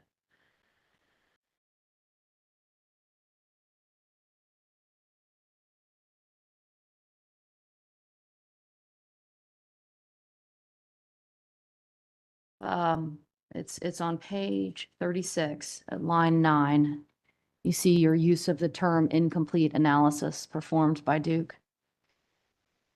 Yes. Okay. And so I'm going to read that whole sentence and then you can confirm that I've read it correctly. Because of the incomplete analysis performed by Duke, we simply cannot say that Marshall is the least cost option to locate the first new CT units. Did I read that testimony correctly? That was correct. Okay. So just, I want to make sure I understand completely the public staff's position here. What do you mean by incomplete analysis? There are a couple layers to that.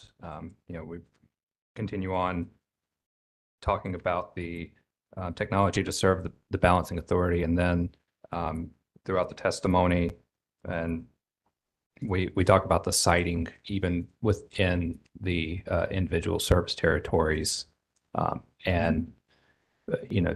There was company testimony this morning talking about how they evaluated based on a few factors of the retirement of the generation, gas supply, those types of things. And when I was reading through that and evaluating it, they looked at the timelines, just eliminated greenfield sites completely, and then focused on the 3 sites, the Allen, the Cliffside, and Marshall facilities, and didn't evaluate other even potential brownfield sites, and due in part to the potential for the generation, the GRR process to where they could replace generation at a site. And there were, there's a number of benefits to choosing the Marshall site, of course, and we discussed that in the testimony. But there's going to be benefits to really any site, and there's going to be, you have to evaluate to know where's the optimal place, and that evaluation largely did not occur. And so, I can't say that there were better sites, but I also can't say that this is the best. Okay, thank you, Mr. Lawrence, for helping me better understand. So what specifically should the company have done here? And you've touched on it some in your testimony just now, but what should the company have done here to perform what you all would have seen as a complete analysis? So there was some testimony about the ongoing evaluation of sites, and the company, they had the retirement dates for the coal facilities.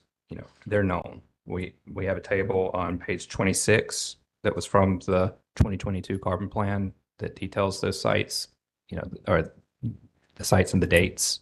That doesn't, it's not really sneaking up on us. It's clear every generation facility, every unit is going to be retired. So there's an ongoing evaluation process of where's the most economic,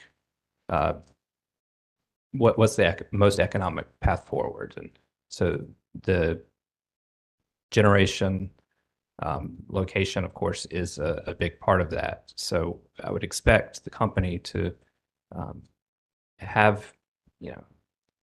an ongoing evaluation of sites and ideas of where this generation may go, so that once it comes time, for this site in that 2020 timeframe, they can begin the site-specific evaluations for the greenfield sites, for the other brownfield sites, to know the characteristics and be able to quantify that.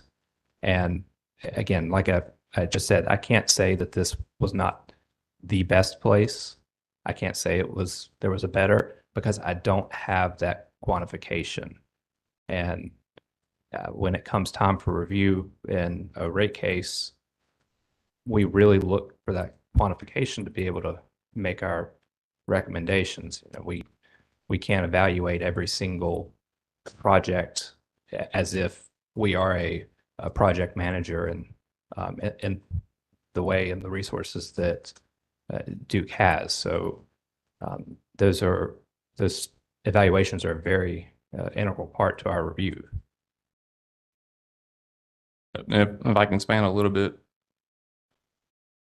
So when we take a step back and you look at the magnitude of resources that are identified in the 2022 CRP and even the present carbon plan, and checking and adjusting, we can't find where the company evaluated, say, an equivalent energy center to build out multiple resources. For example, as you can see, is in the company's Exhibit 2, you have this potential proposal at some point in time, or proposal isn't the right word, at least a depiction of there's a combined cycle and there's 2 CTs.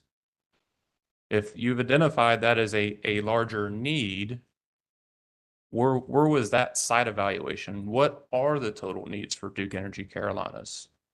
Where did the sites evaluate that? When were the decisions made to enter into this potential Transco or other interstate natural gas pipeline? We couldn't find any of that discussion within Discovery. What we found in Discovery is that it appears that it was a predetermined conclusion of where these resources were going to be built. Now, if I can add, the conclusions are in part logical. It makes sense to build at brownfield. It makes sense to utilize existing infrastructure. We're taking a step back and saying, what is the longer term plan? And we could not find that through Discovery or analysis. Shifting gears slightly, looking at the testimony on page 36 to talk about the energy transfers that are occurring from DEC to DEC. And we discussed of how the interrelationships occurring between these resources. If you allow the model to least cost solve on a portfolio basis between DEC and DEP and sharing this non-firm energy, if you put, oversimplified, if you put 2 natural gas combined cycle plants, one in DEC and one in DEP, and if the pipeline cost was $1 cheaper in DEP, the least cost model, again, oversimplifying, will select that resource. But the energy coming from that resource will be transferred over to DEC. That is the equity issue that we're bringing for the commission. For example, when you look at table 9 on page 35, the bottom row, Duke P3 fall base 2035 compliance, you can see presently the amount of transfers that already are occurring. You can see that when it goes in service, the first combined cycle, it's 2029. You see the almost 2.5 to tripling between present levels. And you can see over time, as more resources are being added to the DEP system relative to the DEC system, of how those transfers stay elevated. When you look at the other portfolios above it, you can see in those examples where a combined cycle was added in DEC. DEC needs the energy and capacity.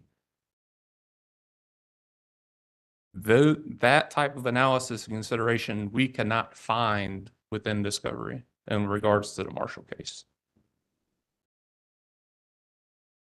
All right, Mr. Metz, thank you for walking us through the concerns you all have expressed in the testimony. My read of the company's rebuttal case is that they respond to this point you raise about the equity that transfers from DEP to DEC, with the potential to ameliorate or resolve the transfers through the completion of the merger. Do you recall that testimony that they've set forth in the rebuttal? Yes. Okay, and if you take issue with the way I've paraphrased their testimony, please say so. But my question for you is this: let's assume the companies are able to complete the merger as they envision and as they are planning for. Does that resolve your concerns? If the merger was to take place, then yes, the potential proposal here and the interlinkage between Marshall, and at least part for the equity discussion, not the concepts that Mr. Lawrence talked about. But yes, it would resolve it. However, I am now hoping on behalf of DEP ratepayers that the merger would go through, which makes me very nervous as I sit here today because we don't have full control over the merger. We're making decisions today, and everyone's cognizant of it, of items that would have cost recovery 2027 and beyond. And we're just trying to create that linkage that we are joint utility planning, and there are now risks being pushed between DEC and DEP. It just happens in this case, there is the higher cost of the combined cycle, the fixed annual costs we flowed through the annual fuel rider being shifted over to Duke Energy Progress. Say that last piece about the flowing through the fuel rider. So there's, keeping it very high level, there's 2 aspects of looking at the pipeline, the costs associated with the pipeline, the natural gas pipeline. You will have, and always mix these 2 up, you have the interstate, you have essentially Transco costs, and you have the intrastate, which would be the natural gas LDC. The interstate will be assigned based upon a pro rata share of the natural gas consumed between DEC and DEP. So it's more of a system aggregate, and if DEC for this part of the season, this part of the month, the review period, or this day consumed 60% of that daily throughput, they would essentially get 60% of that interstate cost. So the interstate pipeline, again, looking to joint utility here, is based upon usage. However, the intrastate is direct assigned to that actual utility. So for example, when we look at Marshall, the Piedmont pipeline cost, is my understanding, that will reside always with DEC customers and direct assign. There would be no pro rata share. The inverse would be true for Roxborough. Okay, but for purposes of the instant case, this case dealing with the Marshall CTs, the fact that, I mean, does the fact that the intrastate investment that's necessary here, the fact that that will be assigned to DEC customers, I mean, that is not of concern to you, is it? It's not an immediate concern unless one evaluates that should a combined cycle been located in DEC and we take a step back and look at what other locations should have been evaluated, we can't say for certain that this is the least cost solution because we might have came to a different conclusion. We may have been building natural gas generation plants near W.S. Lee. There's other places on the grid where it can be connected. Then pulling that string in the discussions that we had with the CPIRP, well, if we're going to be building natural gas generation resources somewhere, I need to be looking at the power flows in the transmission system.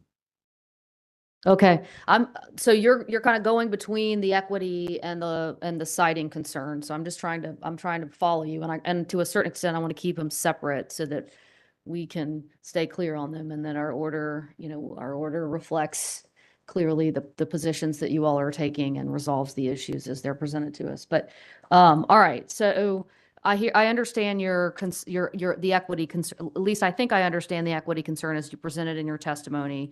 And as I understand your testimony today, if a merger is approved as Duke is planning for and envisions, it will resolve your equity concerns.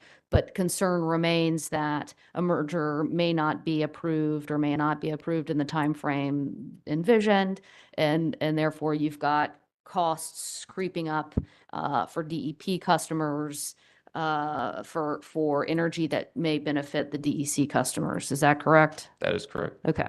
And the companies have provided testimony that, is in my mind is attempting to respond to the concern that the public staff has raised about this equity. I'm going to use your word equity. And they've indicated that they will work with the public staff to identify other cost allocation methodologies to address the equity concern. Do you recall this testimony? Yes, and Now, it is the case, is it not, that we've got a pending appeal before the North Carolina Supreme Court where a party has challenged that transmission cost allocation that you all worked through with the companies and that the commission approved in its recent rate case orders. Am I correct?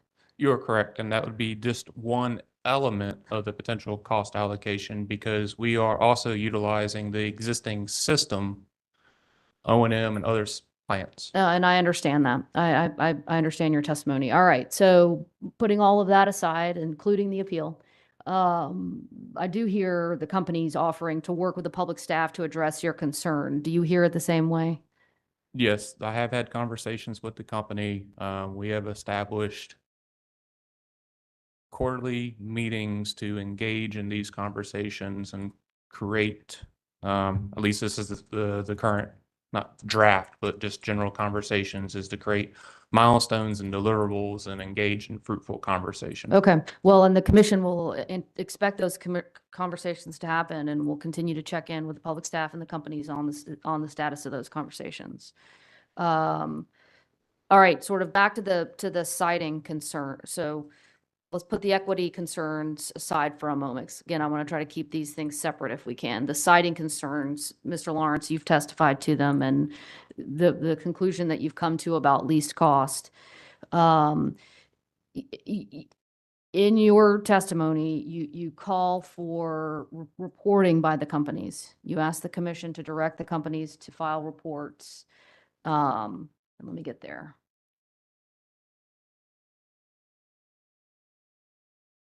You ask, I'm looking at page 46 of your testimony.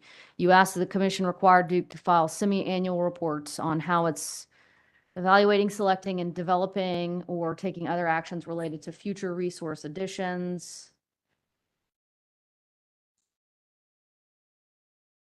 Does this, I'm trying to understand sort of why this request? Where is this concern? What is the concern you're trying to address here? does this concern go to the citing testimony you've provided here?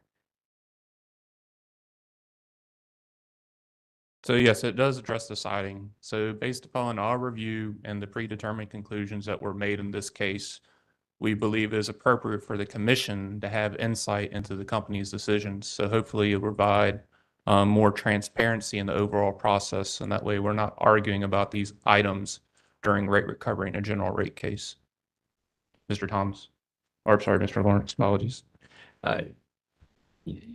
And so just to add on to that a little bit, for example, we heard testimony earlier regarding, and what's in our testimony on page 29, we included a map that showed this was in the company's exhibit to the initial application. And this map shows a potential layout for the two proposed CTs and then a combined cycle as well. And so when we're evaluating this, knowing that whether or not a combined cycle or how the overall plan fits together can weigh into what the best option is. As Mr. Metz said, this may not be, this might be the best place for a CT, but it may not be the best place for, the two CT units and combined cycles. There might be other areas that are better fitted, but without, this map here, we would have not known to ask those questions in the way we did. We would have never heard about it, but then the company could have come in a couple of years with a proposal to build combined cycle units at the location. And, at that point, it might just make sense because there's the existing infrastructure there and you could take advantage of some synergies. But, that's important to know at the outset, because if you approve the first step, the second step makes sense. But it might make, overall, it might be better suited somewhere else. Okay, I appreciate that additional explanation. Okay. So, Mr. Lawrence, page 37 of the testimony, you say,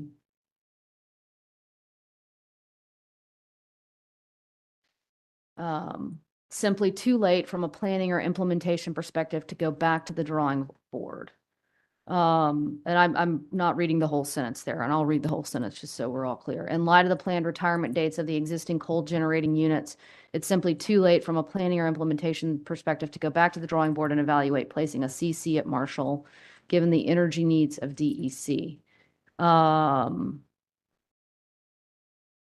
Now, I understand there's testimony from the company that says a CC, sort of related to timing issues of a CC in DEC. But sort of putting those aside, why is it too late from a planning perspective? I believe, given the Let me say this, let me re-ask my question. Why is it too late from a planning or implementation perspective? it would be an implementation problem there that, we're at towards the end of calendar year 2024. This resource is needed at the end of the calendar year 2028 to coincide with the retirement of the two Marshall units, noting that those retirement dates for the coal units aren't, they're not set in stone. They are flexible depending on system needs. But at this time, with the process that would be needed from a engineering standpoint for design of the facilities, we are very likely too late to be able to meet that date. If I can simplify, if you look on table 7, you look at the retirement dates. Marshall is approximately 2029. We have the Roxborough CPCN application, which has the exact same retirements of 2029. Hearing Duke witness Mr. Smith talk about earlier today on the amount of front-end engineering that's required even before you file the CPCN. Approximately 1 year, 2 years, I believe he said. We don't have time now to go back and reevaluate. Okay. All right, I think that is all. Let me just go through my notes one more time.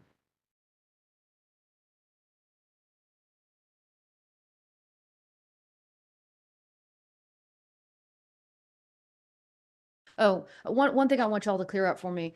We've talked some about the compression that will be necessary to get the gas to the new CT units at pressure.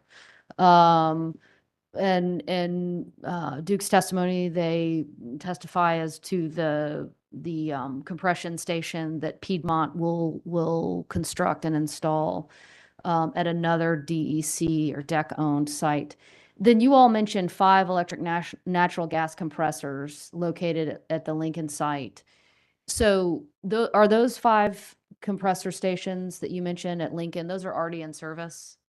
Yeah, those would be, there is a pending amendment to an agreement between Piedmont Natural Gas and Duke Energy in a Piedmont Natural Gas docket that would need to be approved before construction on those begins. And that amended agreement is the exhibit to our testimony, and largely any substance is confidential within that, but it is the same agreement that is filed in that docket, which docket number that escapes me. All right. But All right, thank you, Mr. Lawrence. So without going into any confidential information, is it the public staff's position then that there are actually 6 compressors that are necessary for the CTs that are the subject of this proceeding? no, just the 5, I believe, that would be, all 5 would be located at the Lincoln County, the Lincoln CT facility to begin construction after the approval of that agreement. Okay, but then plus the additional gas-fired. Okay, let me make sure I understand. So Piedmont and DEC have entered into agreement that involves a gas-fired compressor. I'm sorry, an electric, let me say that again. An electric compressor station. And it's identified in Mr. Smith's testimony in this proceeding as a single compressor station. And then y'all have identified 5 compressors. Are we talking about the same thing, or are you all talking about more? Those are one and the same. The single station with 5 compressor Okay, units. so everybody, I just want to make sure I'm on the same page. Okay, I think let me say it this way. So when you say 5 compressors and DEC says 1 compressor station, it's the same, it's the same amount of infrastructure, it's the same infrastructure. That's correct. Okay, thank you. That is my understanding. Okay. Okay. Any additional questions from commissioners? Go ahead, Commissioner McKissick.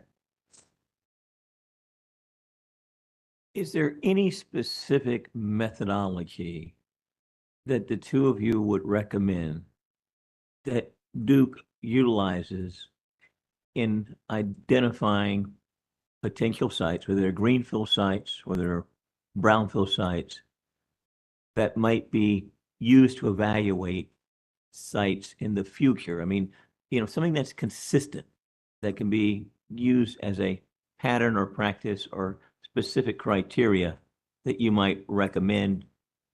And I guess my follow-up question would be, have you discussed that potential with Duke previously? Sure. So it's an excellent question and very complex. The short answer is it's just not a one-size-fits-all, because it's all dependent upon the size and the type of generation technology. So maybe unpacking that a little bit, let's just talk about natural gas. Sure. When looking at natural gas, from my view, is saying, well, if I looked at these projections and I would require 3 combined cycles, as a hypothetical, 3 combined cycles in DEC and 2 combustion turbines, I think my starting point would be, all right, should we start evaluating an energy complex? What are the synergies with locating that much generation in a single source? However, it gets more complicated because there are localized transmission needs where it may not be prudent actually to locate that much generation at a single source and single point vulnerabilities, and you have to look at longer term projections on grid stability, which could be completed with a combined cycle or combustion turbine. So for that reason, I can't do a one size fits all. I can only, when we come to these cases and we look at what decisions were made, we pick that one. That leaves us with our hands tied. Got it. So I can see the difficulty in a methodology. How about a checklist of the criteria that you think are most important in doing those type of evaluations so that, in this case, greenfield sites might have been included as a part of the process? I would need to reflect more on a comprehensive checklist for that evaluation. I just think it would be helpful if that type of checklist could be developed and discussed and done in consultation with Duke more generically, not necessarily in connection to this particular project, because I think it would be helpful to everybody to know these are things we want you to look at and at least share information with us as to why one site versus another might have been selected. I realize that wasn't a question, but Sure. If can I respond? If you could, that's what I was seeking, yes. I believe that you raise a very valid point there, that that type of consistent evaluation would be very helpful, especially as a preliminary starting point. And with the just looking at the evaluation that was completed between the 3 sites, in this case, the Cliffside, the Allen, and the Marshall, the general ideas there, I believe, makes sense, and could be a good starting point for that evaluation. And I believe Mr. Metz has written down a note here, and we'll certainly work with the company to see if that is a solution in any way moving forward. Thank you. All right, let's see if there are questions on commissioners' questions. We will start over here. Yeah, very briefly. Gentlemen, do you have Exhibit 2 to the application? Yes, we do. If you could turn to page 13 of Exhibit 2, please. Section 1.3.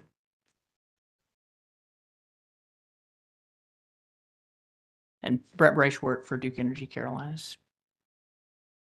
We're there. Thank you.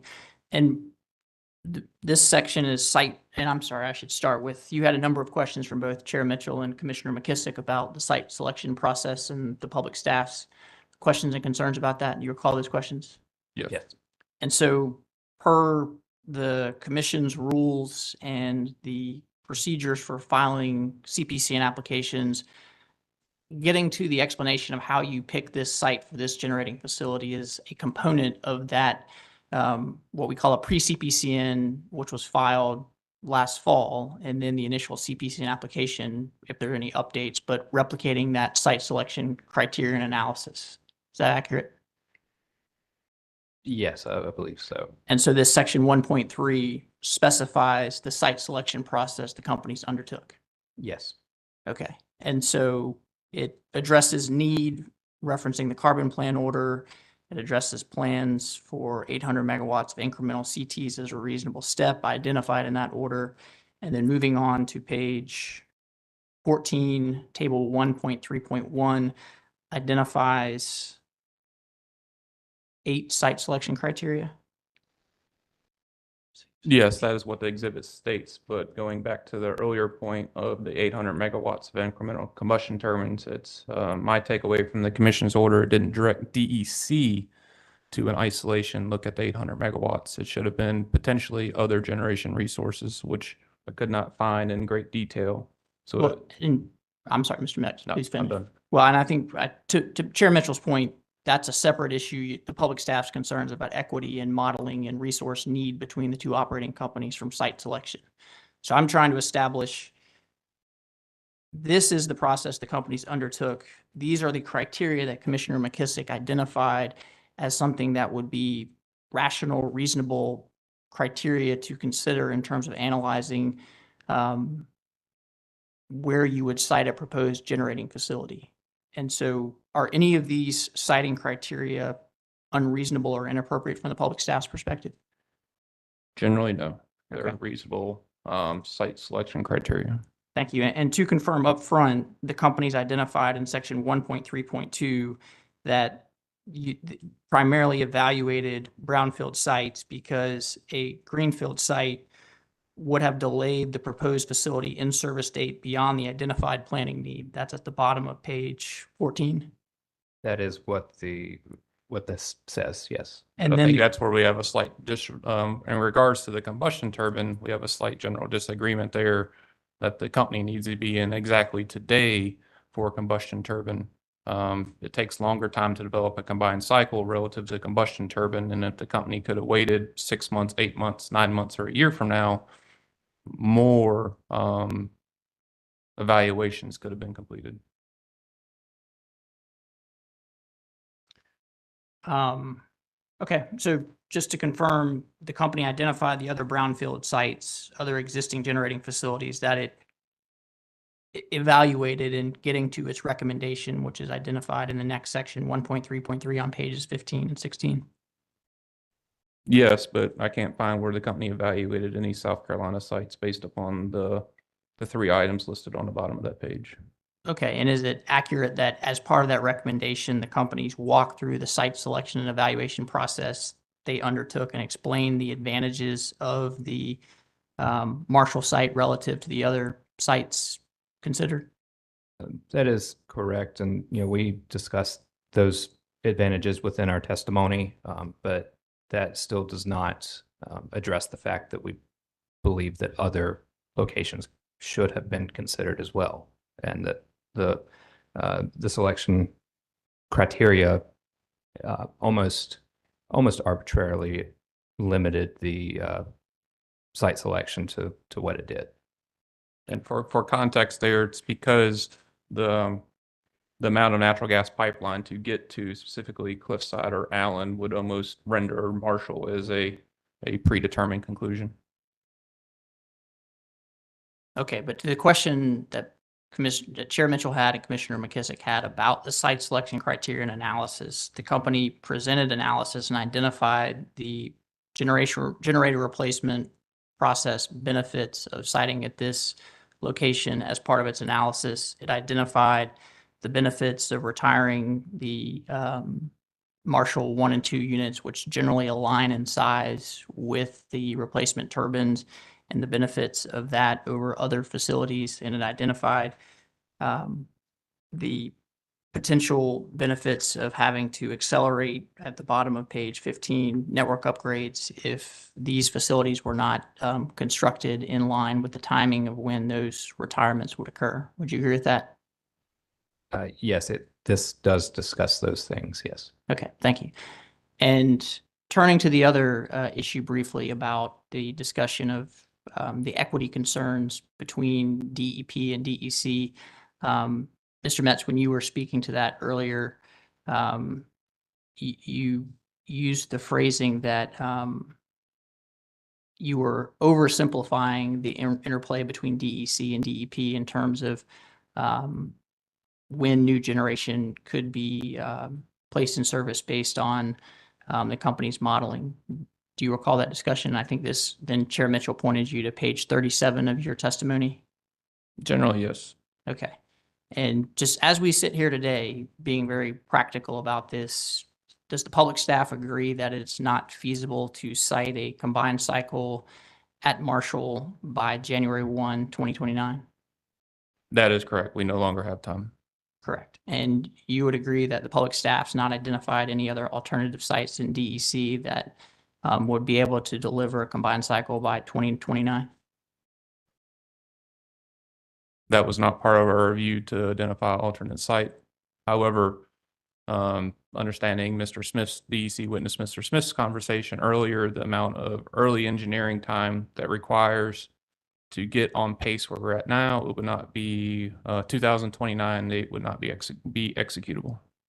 Okay. And I think in the context of the CPRP, the public staff and the company agreed that the company's modeling, as well as the public staff's modeling, but was reasonable for planning purposes, and recognized that if you cannot cite a CC in DEC in 2029, that the resource selections that were achieved were reasonable and executable for planning purposes.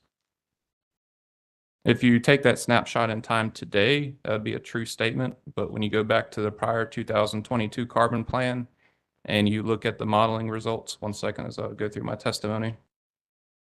Notably, when you look on page 22 of our testimony on table 5, you can see that in SP5 and SP5A, which were from the 2022 carbon plan, it called for a combined cycle to be built in Duke Energy Carolinas. And we should be having those conversations today. And we're not, because we ran out of time.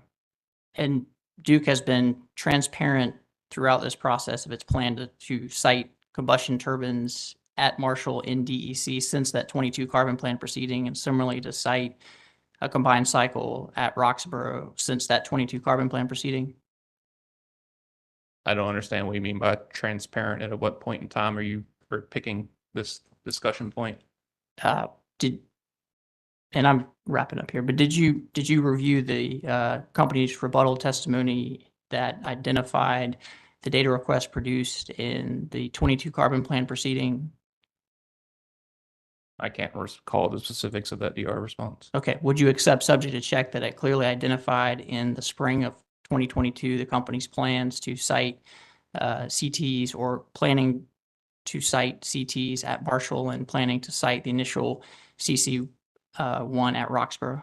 Yes, that's my general understanding, but looking at the modeling results that came out of SP5 and SP5A, the company should have reevaluated those conclusions and checked and adjusted internally, which Okay. they did not. And was it transparent when the companies put these facilities into the generator replacement queue and into DICES, which facilities were, which resources were being proposed at which facilities?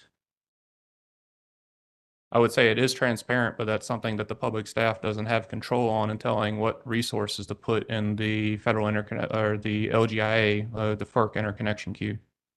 And it was transparent when the companies identified September 1 of 2023, the pre-CPCN for the combined cycle at Roxborough, and November 1, 2023, the pre-CPCN for the turbines at Marshall. Can you restate that, please? Yeah, I'm establishing it's been a consistent execution plan and input to the modeling of the intent to site these units at the locations where the CPCN applications have been filed, and that both modeling and execution have been consistent in the company's presentation to the commission since spring of 2022. That is correct in part, based upon my review of the discovery in this case, in both the Roxborough case, and then looking at when those when discussions were made with natural gas LDCs, and when these projects were actually approved at select gates by the company's board, which I'll try to stay out of confidential information. Thank you, Mr. Metz. And to your recommendation to the commission that further engagement with the public staff on the ongoing iterative process of plan execution and modeling in this critical period of needed retirements and replacement generation, that's something that the public staff is supportive of continuing to engage with the companies on a regular basis. That is correct, but the actions that were here today, and based upon the dates, based upon our review, we've limited our ability of what future actions maybe take place. Stated differently, we're now in a string of dominoes. When we make these decisions, the next few natural gas resources are likely to take place. without the ability to check and adjust in order to maintain system reliability. Okay, I don't have anything further. Thank you. Public staff. Thank you. Tom Felling with the Public Staff. Panel, do you recall the question from Chair Mitchell about the equity issue that you all have raised? And that led to kind of a subsequent discussion about meetings and conversations between the public staff and Duke on a cost allocation mechanism. Yes. Okay, and in your view, would an order from the commission directing Duke to work with the public staff to develop and propose a cost allocation mechanism help those planned discussions with the company and public staff actually result in a workable solution and potentially bear fruit in the event that a merger doesn't occur as expected? Yes, it would. No further questions at this point. All right.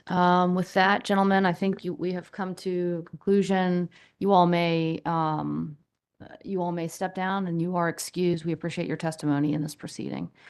All right. I'll take a motion, Mr. Felling or Ms. Keyworth. Presiding Commissioner, let me get back here.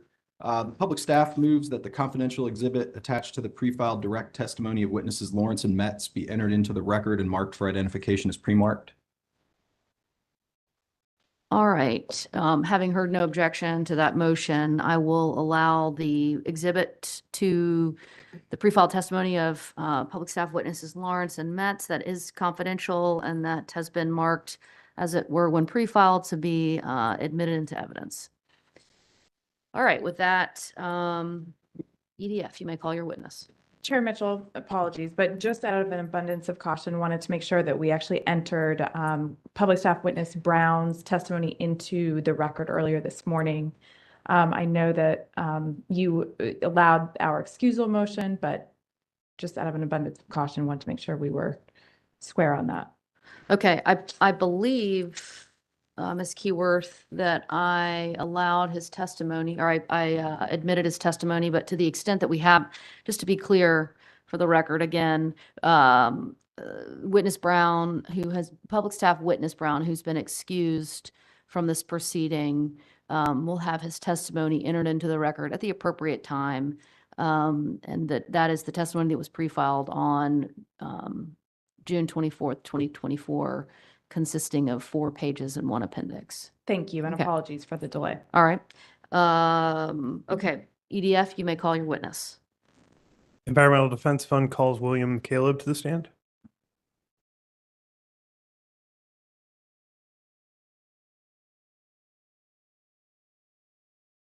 All right, good afternoon, Mr. McCaleb. If you would, please, sir, raise your right hand, left hand on the Bible. Do you swear the testimony you're about to give shall be the truth, the whole truth, and nothing but the truth, so help you God? I do. And Chair Mitchell, I believe the court reporter was efforting to get Mr. McCaleb a new sign, but it might not have been made yet. So if she comes in, I'll incorporate it. Mr. McCaleb, please state your name and business address. William McCaleb, I go by Bill. I am, the company is Walker and Associates. Our headquarters is in Marietta, Georgia. However, my office is in Bandera, Texas, 1234 Clearwater Canyon, Bandera, Texas. Thank you. And you got to my second question, but can you go ahead and give me a brief background and basis for your expertise in this proceeding? Yes.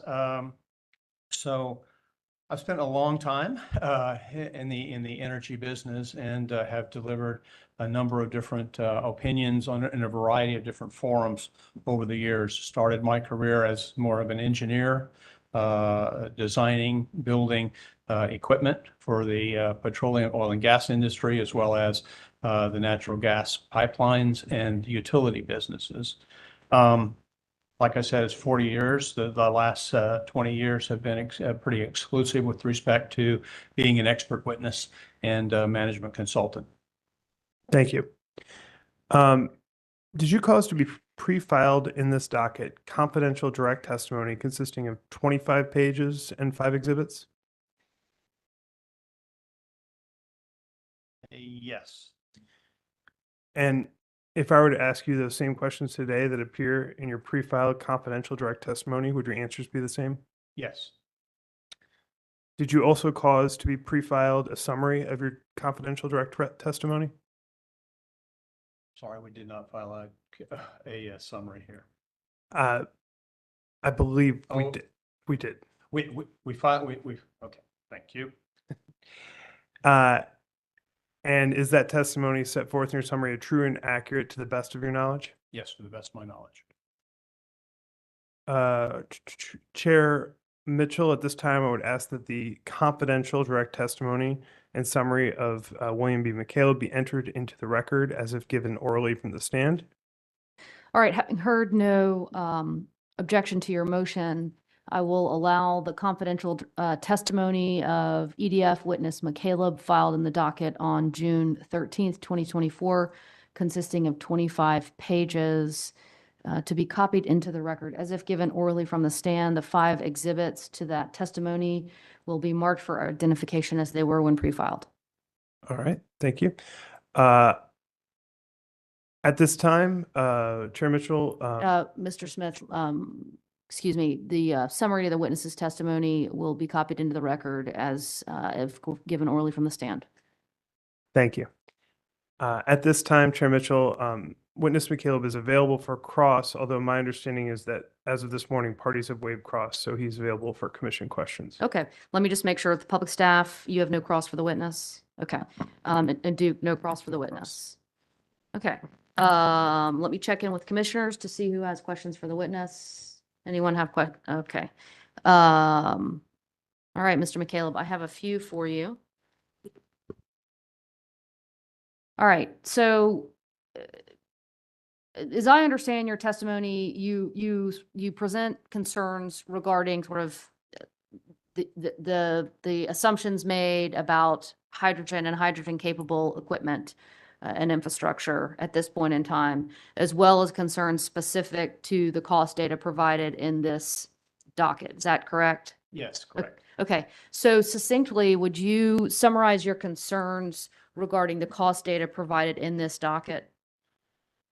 So the cost data surround really the hydrogen issue of the CTs that are in question.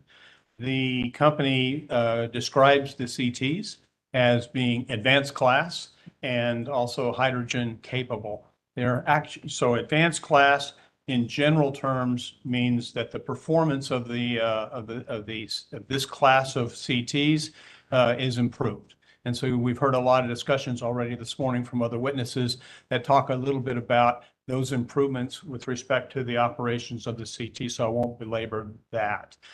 But the other piece was that that is the hydrogen capability. The hydrogen capability currently of these CTs, as offered by OEM manufacturing firms, is 50% hydrogen capable, number one. And number two, the question is, you know, has the company considered all of the ancillary costs associated with being able to make and use those CTs in a hydrogen fueled situation? It appears to me that they've kind of brushed over that and barely notice it within the documents that they had filed and that I've reviewed, and that those sorts of costs, number one, for the CT in terms of, is there a step up in price as a result of it being one, advanced class, and two, hydrogen capable, and three, if those CTs were ultimately used, then a decision at some point to move, as the company has suggested, into 100% hydrogen capability of those CTs. What would be the retrofitting costs associated with doing that in terms of total infrastructure, both inside and outside of the fence of their plants?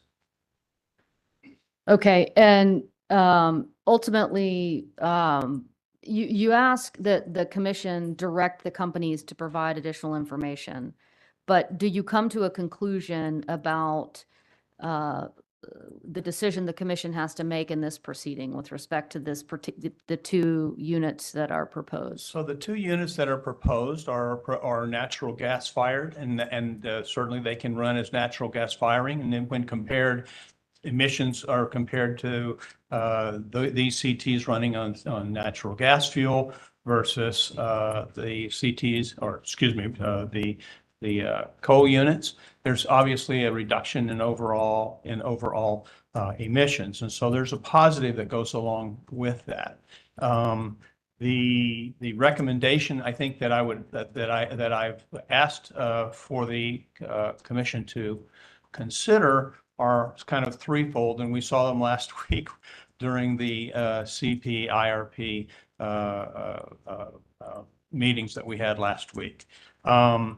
It really revolves around, did the company take into account all of the costs?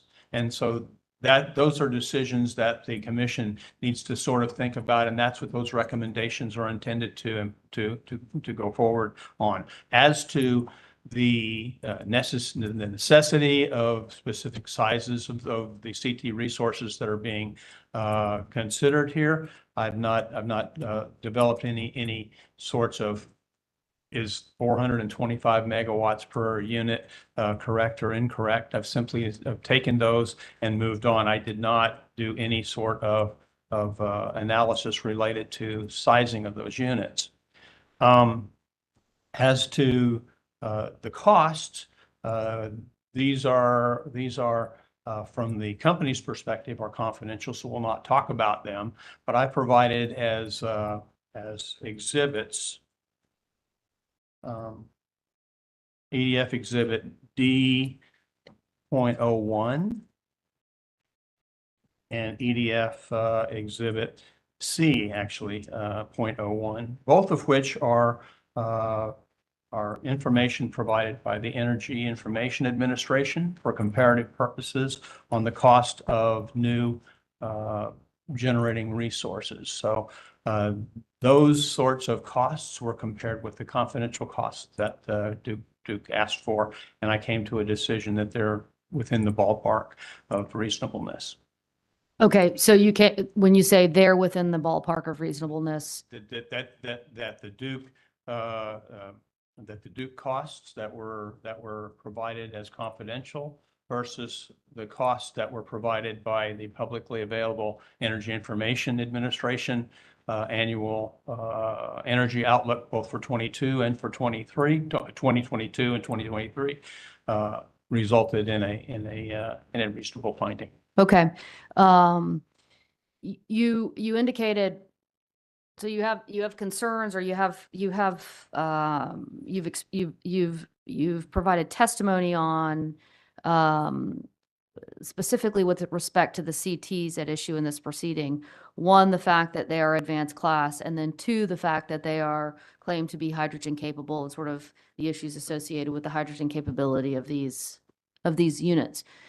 Tell me why you take issue with, or what the concern you have is with the Duke's use or proposed use of advanced class turbines here. So as I shared a bit ago, Duke did not really do a deep dive, a comprehensive study of not just inside their fence of their plant, but the outside, the infrastructure, the pipelines. We talked a little bit about, and in a witness earlier this morning talked a little bit about pipelines that would deliver hydrogen. Currently, there's not really a robust market for hydrogen, number one, because it's normally an industrial product that is used in industrial processes. And generally speaking, that's in refineries, frankly, and they use it as a building block component in the products that they make. But having said that, there's very few, if any, companies that are actually using hydrogen to actually burn and use as a fuel, much as what might be contemplated here in this CT. And so it's the fact that the companies didn't really expand on the probability of having a hydrogen marketplace to be able to access for hydrogen fuel in the future. whether it was in blending or whether it was in 100% or anything in between. And so it's those concerns, I think, that are a real question, followed by if those are still concerns and if, for example, the company might decide to do carbon sequestration of natural gas, then why are you paying extra money likely for the hydrogen capability? Okay. All right, but your testimony, I understand, I follow you, I follow the testimony you've given today from the stand, but just one last follow-up question for you. In your testimony on page 22, you indicate that Duke fails to explain the efficiencies and benefits associated with the term advanced class. That's lines 10 and 11. And I'm wondering, does Duke's proposed use of advanced class tie into your concerns about, or is it related to your concerns about hydrogen and hydrogen capability, or is that a separate issue? So unknown, since the company didn't really define what advanced class was. We've talked a little bit about it, and within my testimony, I talked about what I think that means.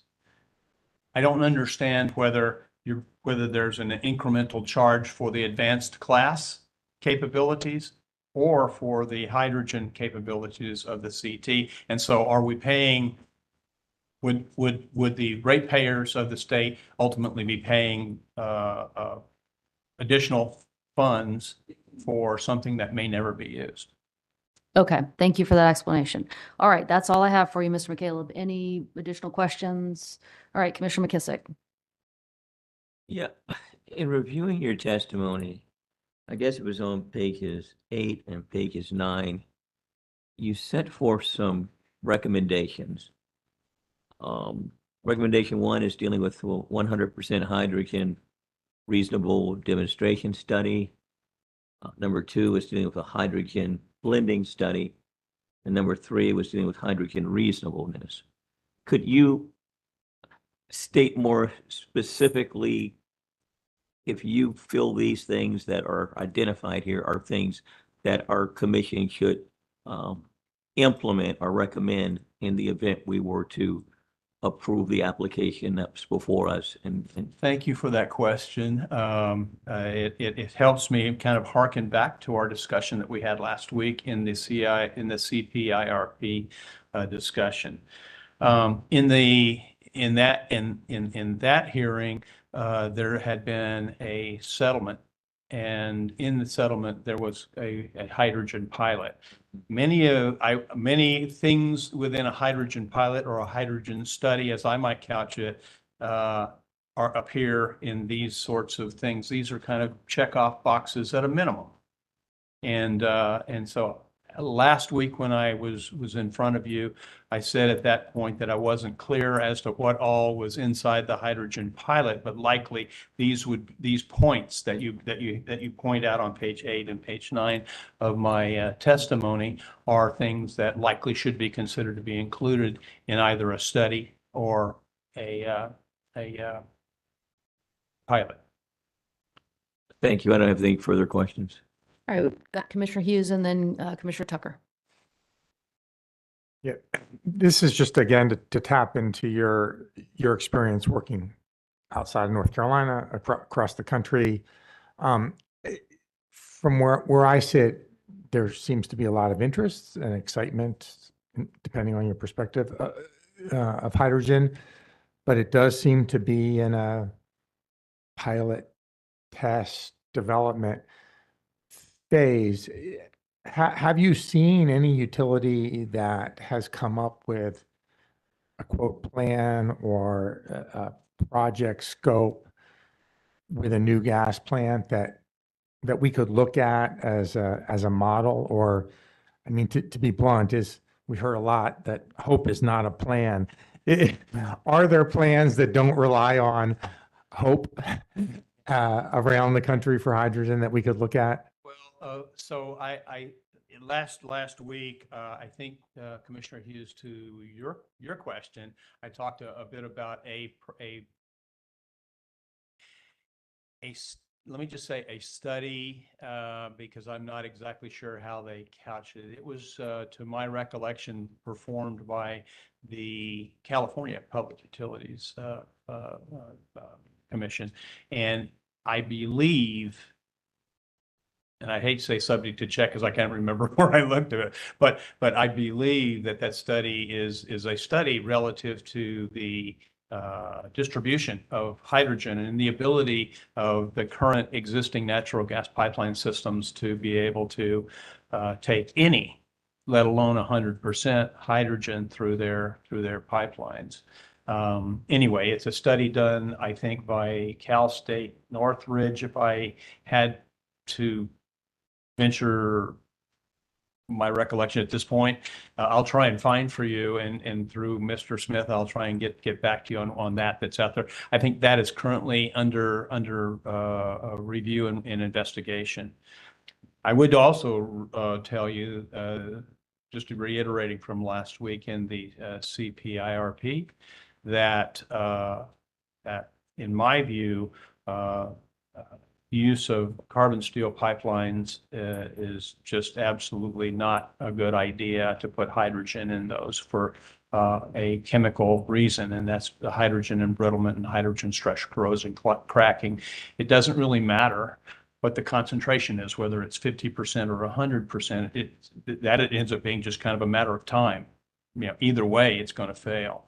And so I think it's going to be very interesting what comes out of that study at what I think is Cal State Northridge on behalf of the California Commission. So I think, so there's something out there. I'm sure there are others that are out there that are being done. That's just the one that comes quickly to mind.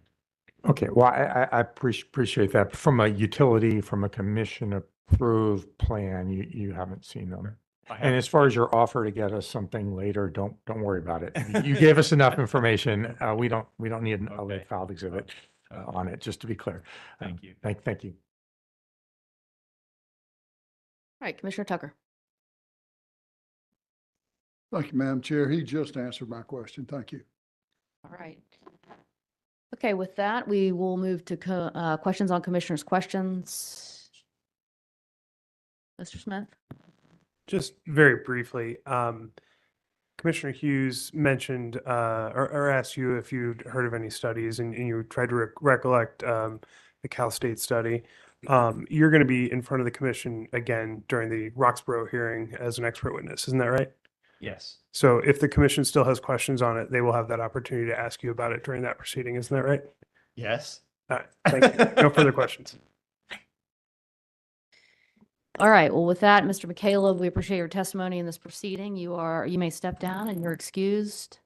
And Mr. Smith, we'll take a motion. Yes, I would like to have the exhibits pre-marked and attached to Mr. McCaleb's confidential direct testimony be entered into the record at this time. All right, the exhibits to Mr. McCaleb's pre-filed testimony, which were marked for identification as they were when pre-filed, will be admitted into evidence, as I have heard no objection to that motion.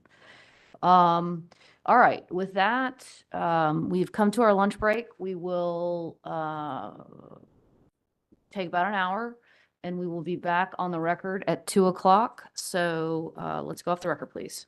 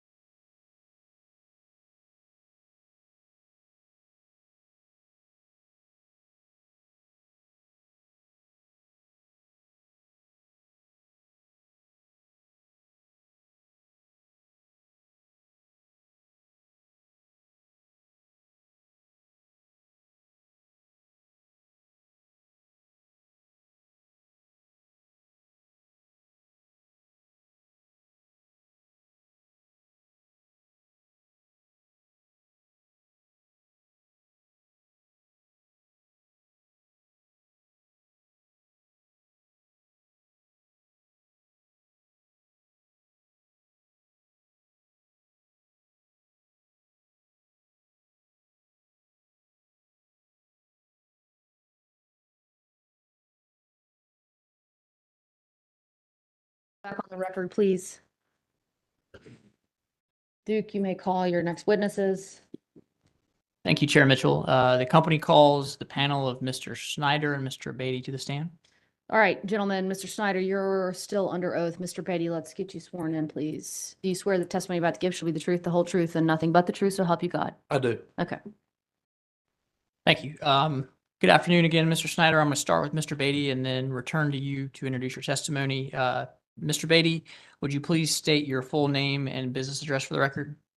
My name is Thomas Batty. My business address is 525 South Tryon Street, Charlotte, North Carolina, 28202. Thank you. And by whom are you employed in what capacity? I'm employed by Duke Energy Corporation and a senior engineer on the production cost modeling and data management team within the enterprise strategy and planning department. Thank you. And can you briefly describe your role and responsibilities at the company? Yes, in my current position, my primary responsibility is to perform the modeling and analytics to support the integrated resource plan for each of Duke Energy's regulated utilities, primarily focusing on the Carolinas. My team is responsible for the modeling performed by the companies in support of the CPIRP.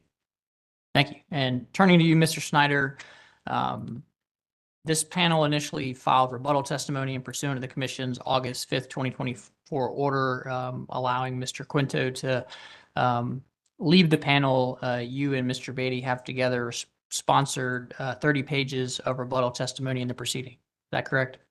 Yes, it is. And do you have any changes to the panel's rebuttal testimony at this time? I do not. And if I were to ask you the same questions today that appear in the panel's rebuttal testimony, would your answers be the same? Yes, they would. And to confirm, the panel's rebuttal testimony did not include any confidential information, correct? It did not. And you also pre-filed a summary of the panel's rebuttal testimony for the Commission? Yes. Chair Mitchell, at this time, I'd ask for the panel's rebuttal testimony and summary of rebuttal testimony to be entered into the record as if given orally from the stand. All right, since I've heard no objection to your motion, I will allow it. The rebuttal testimony filed on August 5th, 2024, consisting of 30 pages will be of witnesses, Snyder and Batty will be copied into the record as if delivered orally from the stand. And the summary, if we could. And the summary will be copied into the record as if given from the stand as well. Thank you. The witnesses are available for cross-examination by the parties and questions from the Commission. Okay. Mr. Smith, have you foregone cross-examination? Yes. Okay. Public staff. We will also waive our cross to this panel. Okay. All right, gentlemen. Have a couple of, well, there will be no redirect for the witnesses since there was no cross-examination. No redirect. Okay. All right, gentlemen, several questions for you. Let's see, get my notes order.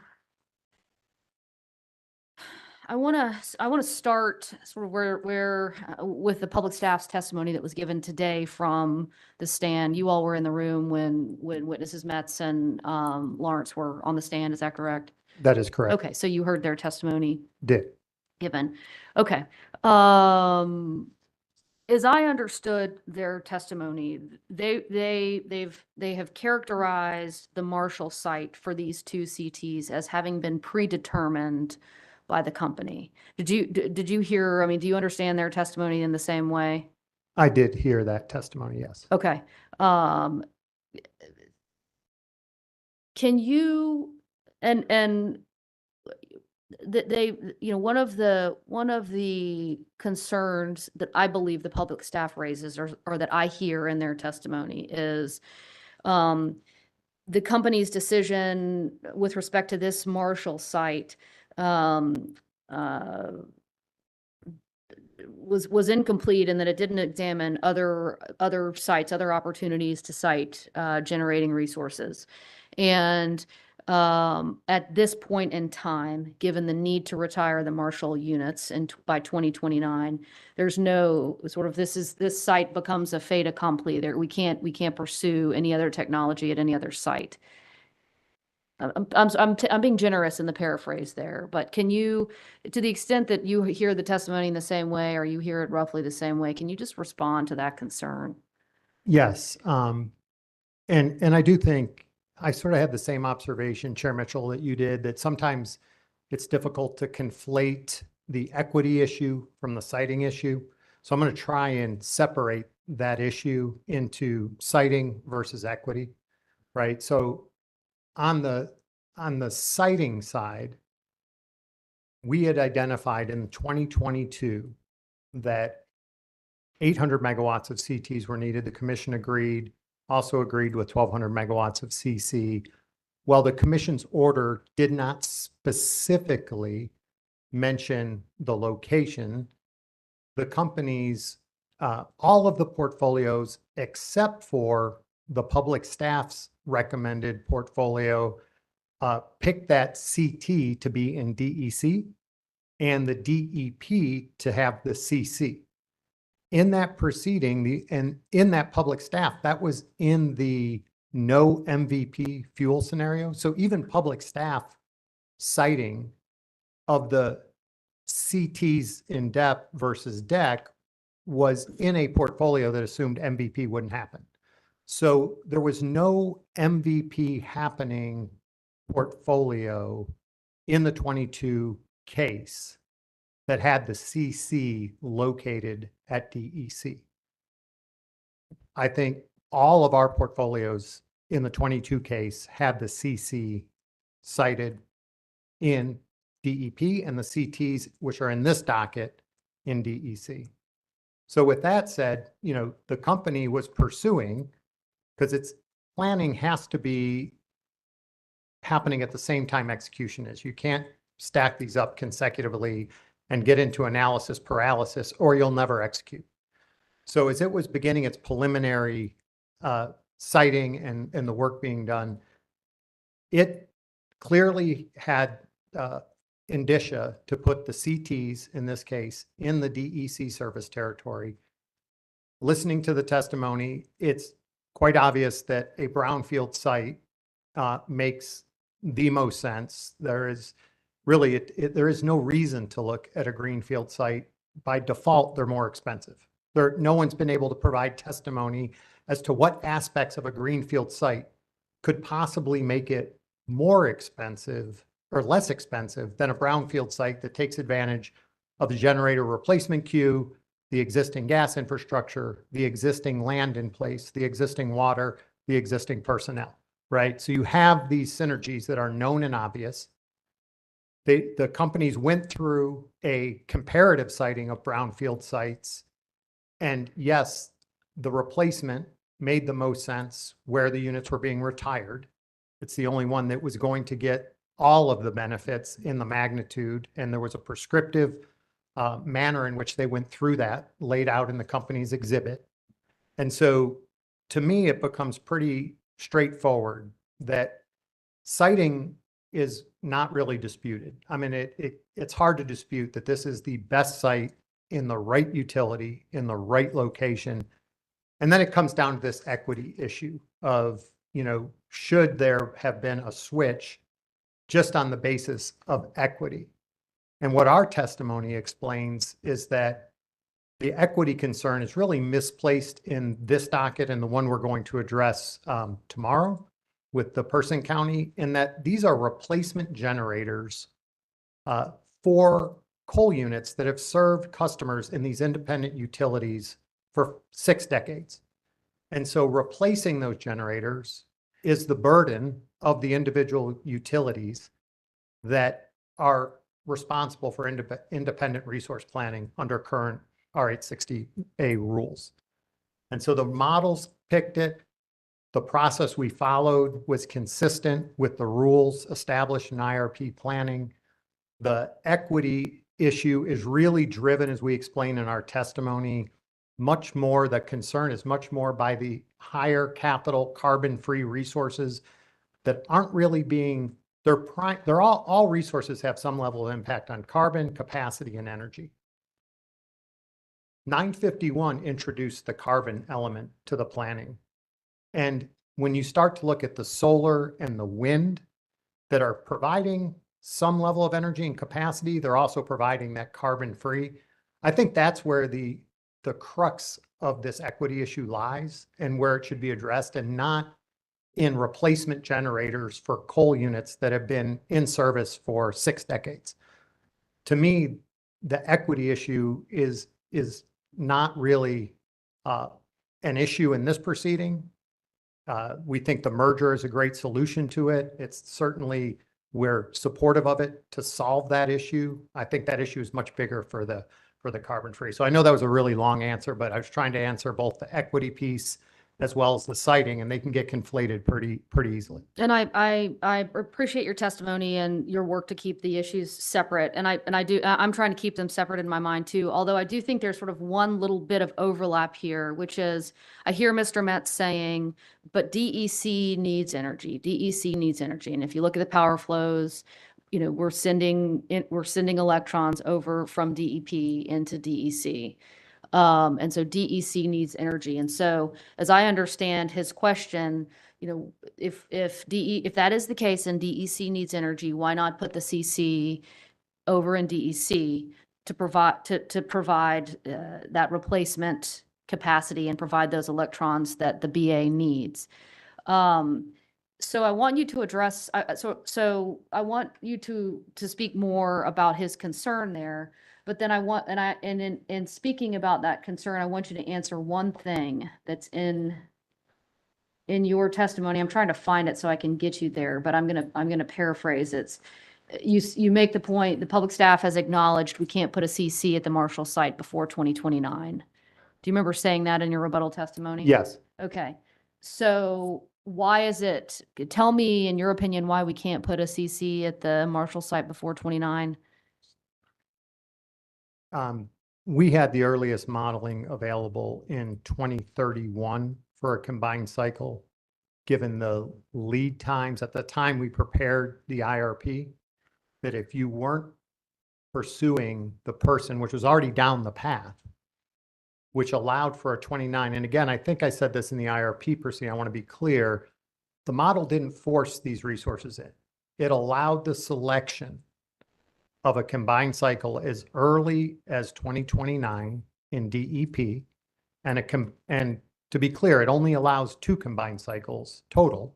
So 1 per year in DEP up to 2 starting in 2029. It then allows 6 in total, right? So it could do all 6 in DEC, or it could do 2 and 4 or 5 and 1. It's open to do any of that. But it didn't allow DEC until 2031. And the pure matter of it is the fact that we were already this far down the road with this project allowed for this potential, if it was still economically selected in the IRP, to be for the model to go ahead and pick as the most least cost reasonable execution plan while achieving your carbon goals. And so the model did select it. It did not allow it to select a DEC because as witness Donishad and witness Smith have testified, there's no executable path, even at the time we were preparing the IRP, for a DEC combined cycle to come into service in that time frame. Okay. All right. I follow you. I want to clear up a couple of things because you said this project at this time. I think you were referring to Roxborough. I right? was, and I Okay. apologize. So Just for, yes, clarity of the record, I was referring to Roxborough. The CTs were allowed to be selected in 29 in either in this case as well, given the fact that we knew we could get a CT in place given the progress we've made towards CTs at Marshall. okay. So do I understand your testimony to be that the companies had made sufficient progress on a Roxborough CC that the model was able to select it for DEP by 2029 because the lead time was compressed? Is that how that worked? Yeah, both the progress that had been made for both this CT and the DEC, as well as the progress that had been made in the Roxborough for the combined cycle, were sufficient to enable these early dates. These are the earliest possible dates for gas resources in the state. And these early dates are wholly dependent on the progress that have been made today. Okay. And explain to the extent that you can, and I'm assuming you're the witness to do so, why had the companies, and if I'm asking you to retread ground, just retread it, but why had the companies already made progress on CTs and DEC and CC and DEP? Yes, as I said, if you think about it, we're executing and we're planning at the same time, right? And we're trying to keep the two in line, and it's check and adjust as you go. But the 22 plan clearly called for CTs and CC. So first of all, let's take ourselves back to 22, right? In 2022, the need was definitively for energy and DEP. This DEC having the bigger energy need was a construct of our latest supplemental planning analysis. Witness Metz talks about the portfolio in the 22 plan that did select it. I remind the commission that was a unique case. We presented, if you take yourself back to that case, we presented, I think, 13 or so original portfolios, and then we came back with the IRA and did some additional portfolios under the Inflation Reduction Act, IRA being for Inflation Reduction Act. And so we had 20 some portfolios. And then one of the big issues in that case was, well, what is the ultimate source of gas supply going to be? This was when MVP was uncertain. So there was a set of runs on Transco, and then there was another set of runs on Mountain Valley Pipeline, MVP for Mountain Valley Pipeline. And the only portfolio that switched what's in front of us today was when you assumed MVP did not come into service and used the public staff's requested portfolio 5. And Mr. Beatty, correct me if Yeah, I'm. and I would say that all 21 of the 22 portfolios selected a DEP combined cycle in 2029. I would, that's what I would say the statement. So if you think about that, was as you're doing this in parallel, right? And we had, I think, Person County showed up in that proceeding and testified to their desire for it. So we had a supportive community. We had a model that selected it. We had almost all of our portfolios placing it there. It is the best spot. We have limited ability to get natural gas to that part of the state. So it is a uniquely positioned for DEP, as Witness Mitchell can testify to, that is in the person, when we get to the person proceeding, he'll be a witness. But we had a large body of evidence coming out of 22 that the need for energy, the need for a combined cycle was in DEP, and the need for the CT was in DEC. And it was well supported by the record at that time. And so we began those activities as we've talked about in this proceeding at that time. And then the modeling in this case, in our opinion, further supports all of the portfolios we selected. Again, I appreciate public staff did alternative modeling, but once we corrected, and one of the first mistakes, we did make public staff aware as soon as we found out that we could, was we had a FT, firm transportation cost error in the data we sent to public staff. It had overstated the cost of interstate pipeline to the Roxborough facility. And so that caused the switch. Even in their modeling, what we talk about in our testimony is once we corrected just that one. Now there's 3 or 4 other things we don't quite align on in terms of this equity issue and where the unit should go. But just that one correction in their modeling made their modeling align with ours. So what we presented in our testimony, and I think there's a table in ours that shows all of the public staff's model runs and all of our model runs. And Thomas, if you find that page for me, all of public staff's model runs with that corrected FT rate, and all of our model runs support CTs in this proceeding at DEC and the CC at the Roxborough facility. Now, if we go on to talk about some, I think we go on to talk about some of the other things that would even further cement that issue. It's table 1 on page 16. So there was just a large, as we're going down the sequential, concurrent, not sequential, execute and plan, and you've got to be doing both full time almost. All of the evidence led to, all of the planning evidence led to the selection of a combined cycle at the DEP Roxborough and the turbines in this proceeding at the Marshall facility. And so it's only if you sort of take hindsight as, having perfect hindsight months later that there might even be a suggestion that they should switch. Our modeling says, even in hindsight, our supplemental portfolio analysis, our IRA analysis, we talked about the 7 additional runs we did when we filed back in January, the supplemental analysis, and then the 13 additional runs we did for the Clean Air 111. All of those continue to pick the resources where they are. We didn't force them in those either. And so we think all of our modeling, even with hindsight, is correct. Public staff's model supports this once corrected just for the FT rate. And, for efficiency, I won't get into the 4 or 5 other things that we don't quite align on that would even further push public staff, to have these picked where they belong. So. Okay, thank you for that additional explanation. You, in your testimony, looking at page 16, around lines 14 through 18, you respond to the public staff's concerns about future energy future flows from DEP to DEC. And you say, you testify beginning at 14, recognizing the question of potential cross subsidization of DEP generation and transmission assets is more germane to a DEP proceeding.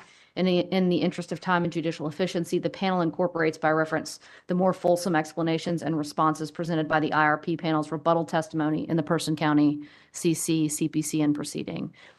Is that testimony that you provide in the Person County CPCN proceeding consistent with the testimony you just gave? Yes. Okay. All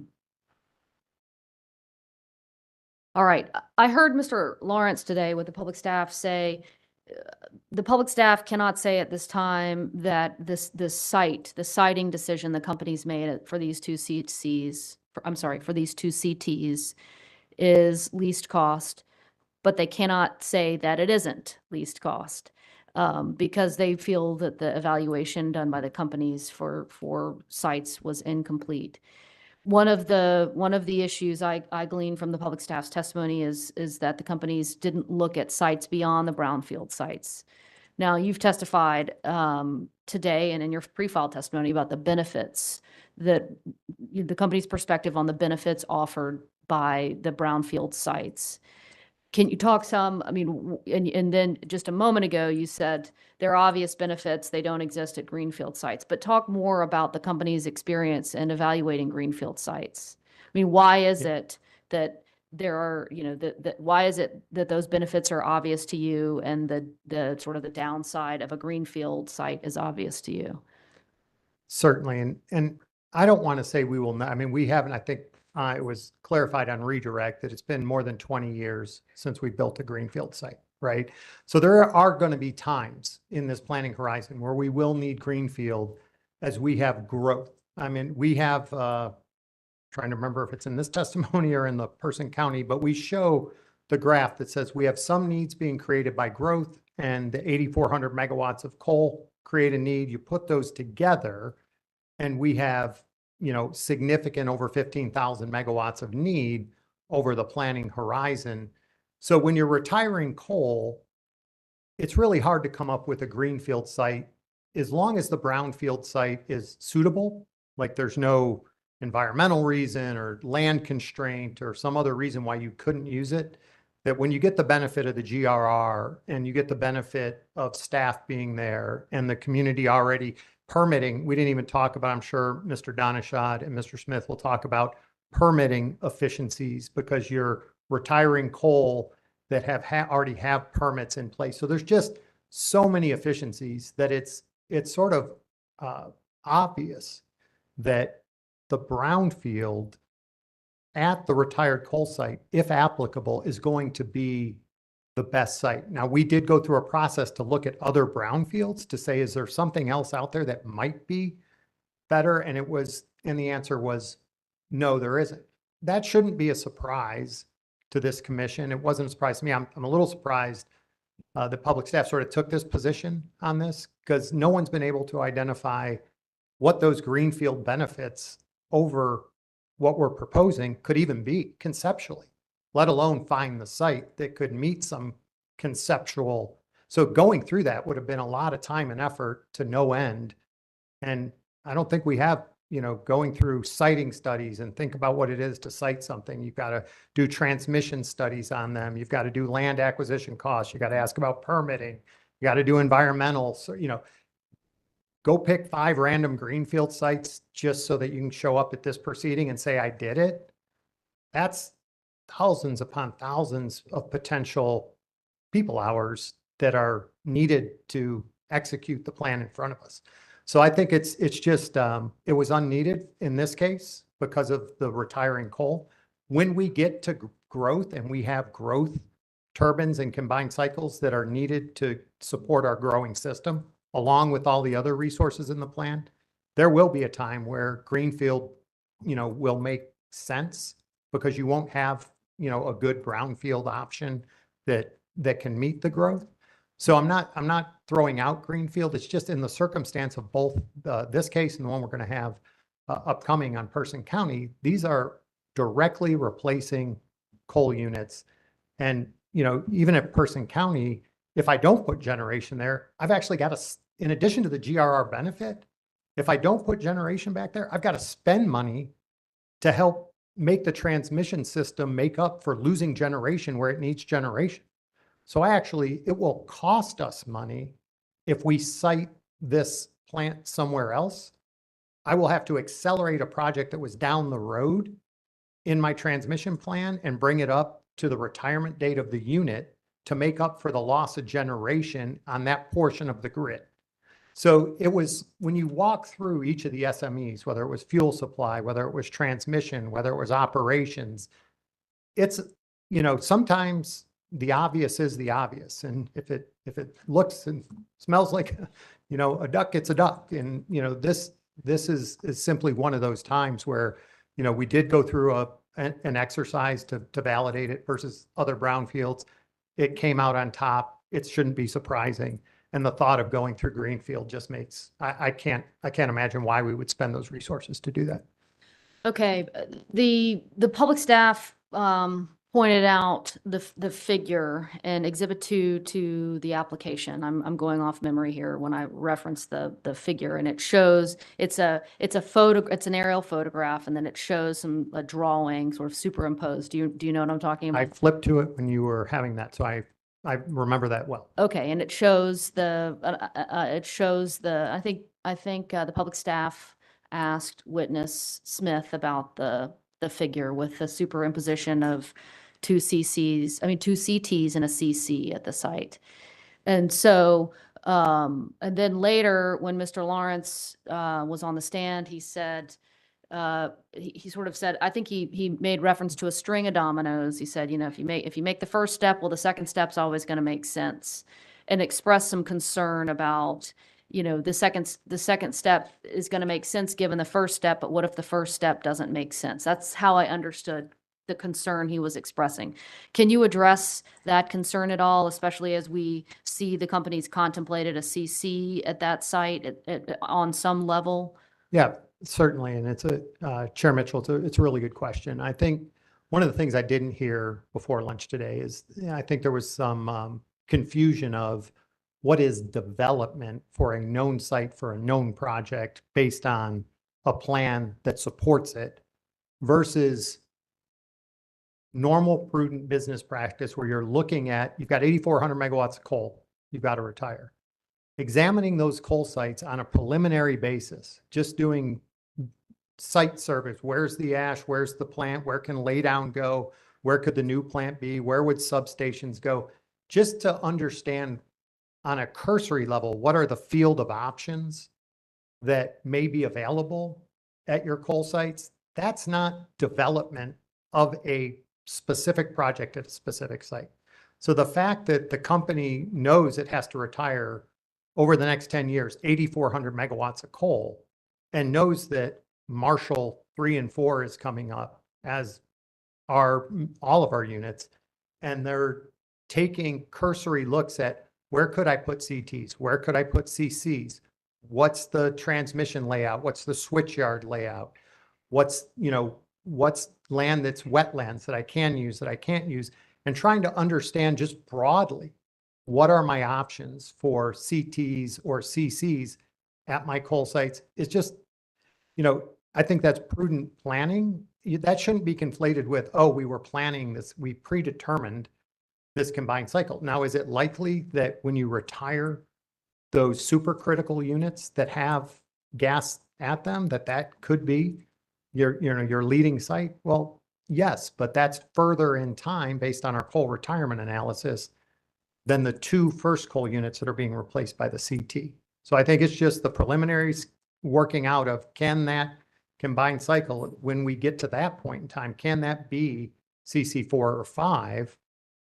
That is not starting like filing a CPCN. It's just your preliminary review of that. And I would invite Witness Donishad and Witness Smith. I'm sort of getting a little bit over my skis, but that's the way I sort of understand the process, is that we're looking at all our sites to say what's available, what do we have. We had talk about surplus generation and what's the transmission situation at different sites, and so some of that is not firmly developing a specific project at this point in time, but doing some what I'll call pre-development screening work.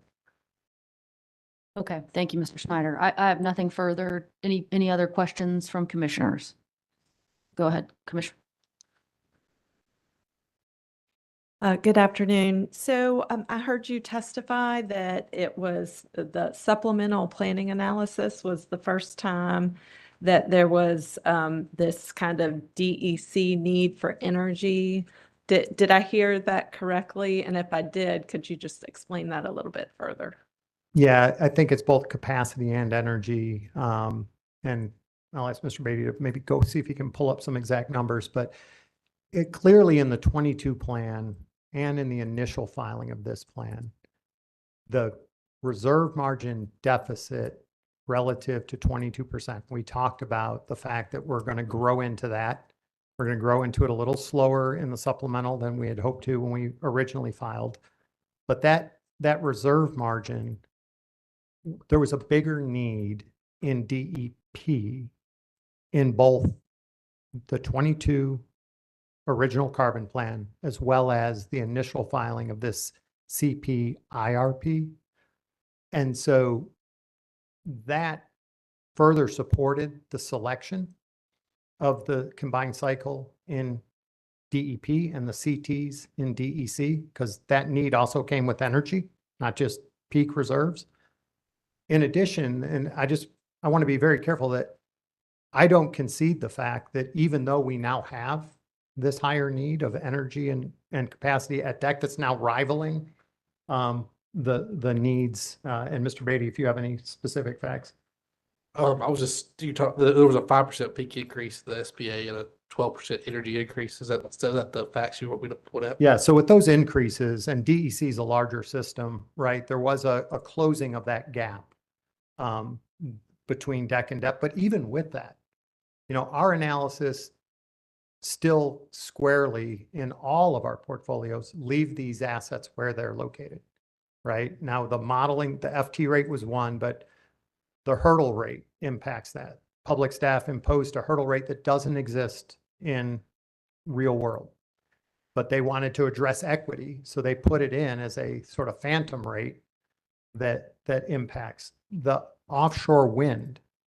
They put all of the offshore wind, and they had more than the companies had of offshore wind. The model sees that offshore wind and assumes it's all DEPs. So when I say this is being driven by the big, large-scale renewables, the energy need, if I assume I build 2,400, and we had some public staff that went up as high as 55, lots of different volumes of offshore wind. If I put all that offshore wind in DEP, then the model's going to say, I might not need that combined cycle at 5,500 megawatts of offshore wind. I've got all that energy coming up for DEP, so maybe put that combined cycle. My point would be, I don't ever see us asking DEP to shoulder offshore wind in the manner in which public staff's model did. So there's the hurdle rate, there was the FT issue, there's the offshore wind issue. I think we mentioned one or two other ones in our testimony that we didn't quite align on, but that we saw as the drivers for their model switching. And as I said, we just fixed the one that was our error, and that got us aligned in this case. But if you actually start marching down the other ones, that firmly puts 2 of the combined cycles at depth and 3 to 4 at DEC in almost all of our runs. Thank you. All right, we will take questions on commissioners' questions. We'll start on this side of the room.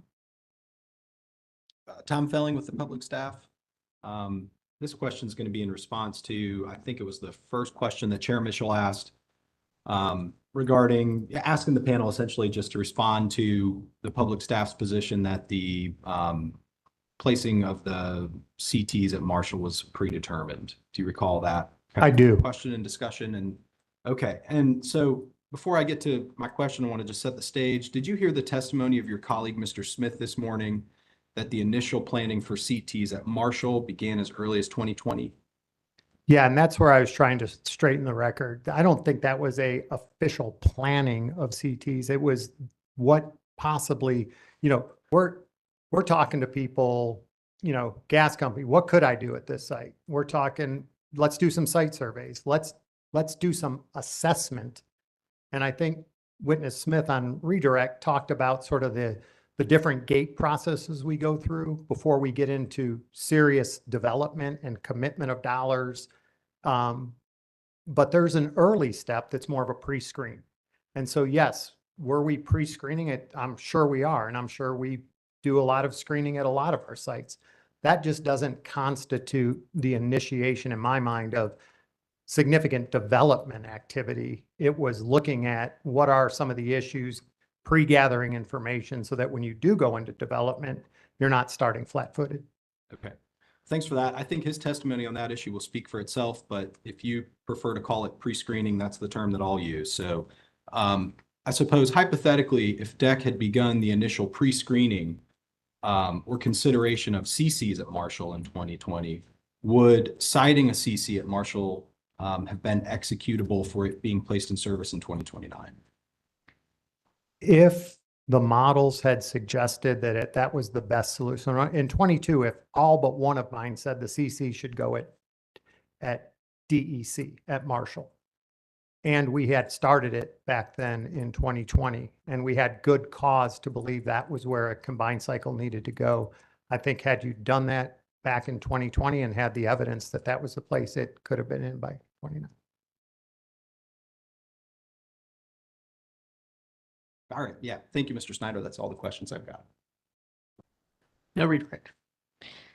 All right, gentlemen, with that, you may step down. We appreciate your testimony today and your participation in this proceeding, and you may be excused. See you tomorrow.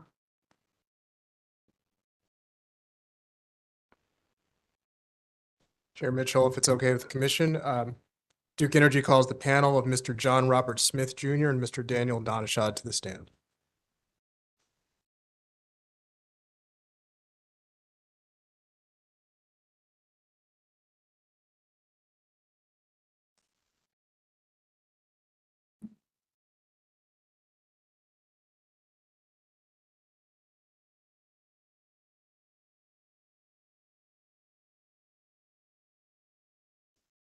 All right, gentlemen, Mr. Smith, just remind you, you remain under oath.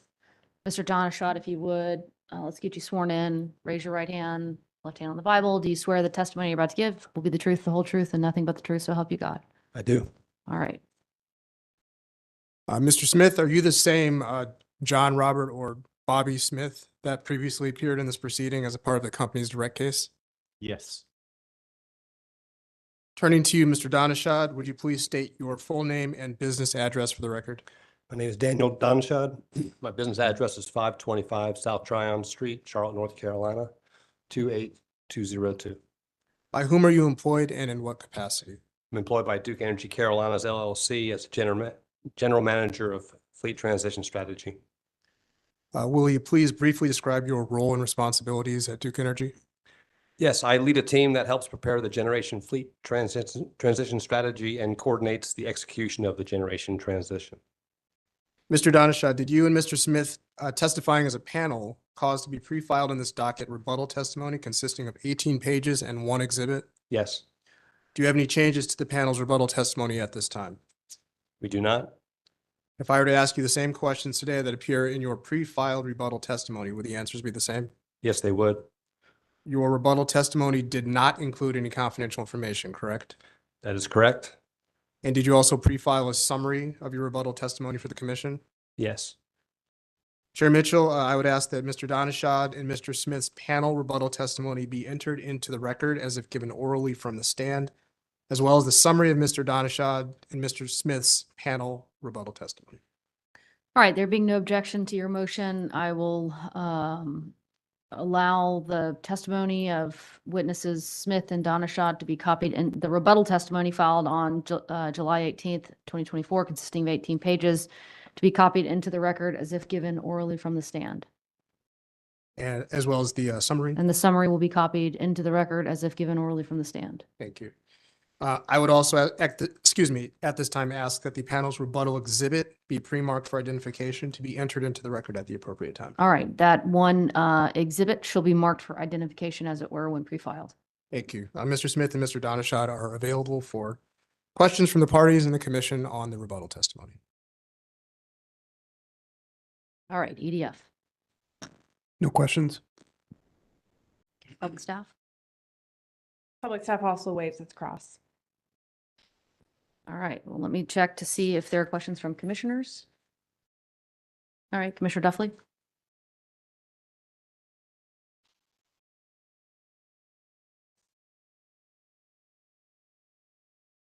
So we heard EDF witness McLeod talk about how we may be paying extra money for a hydrogen capable unit, as well as he did not know, or he said he was unclear as to the definition of advanced class, if that equaled hydrogen capable, or if it was a different incremental potential cost from a different type of CT unit. Could you please respond? And what's your response to those concerns by EDF? Okay, so I can tackle the provision for hydrogen piece, and we'll let Bobby talk about advanced class. So in page 17 of our rebuttal testimony here, there's that table 1 that you also might remember from the Appendix K about what provisions are being made for the initial CTs and CCs to be hydrogen capable, right? So this table talks about that 30%. If we look at that middle column included in base CT scope, those are the things that we're putting in, that Bobby's team is putting into the Marshall CT project.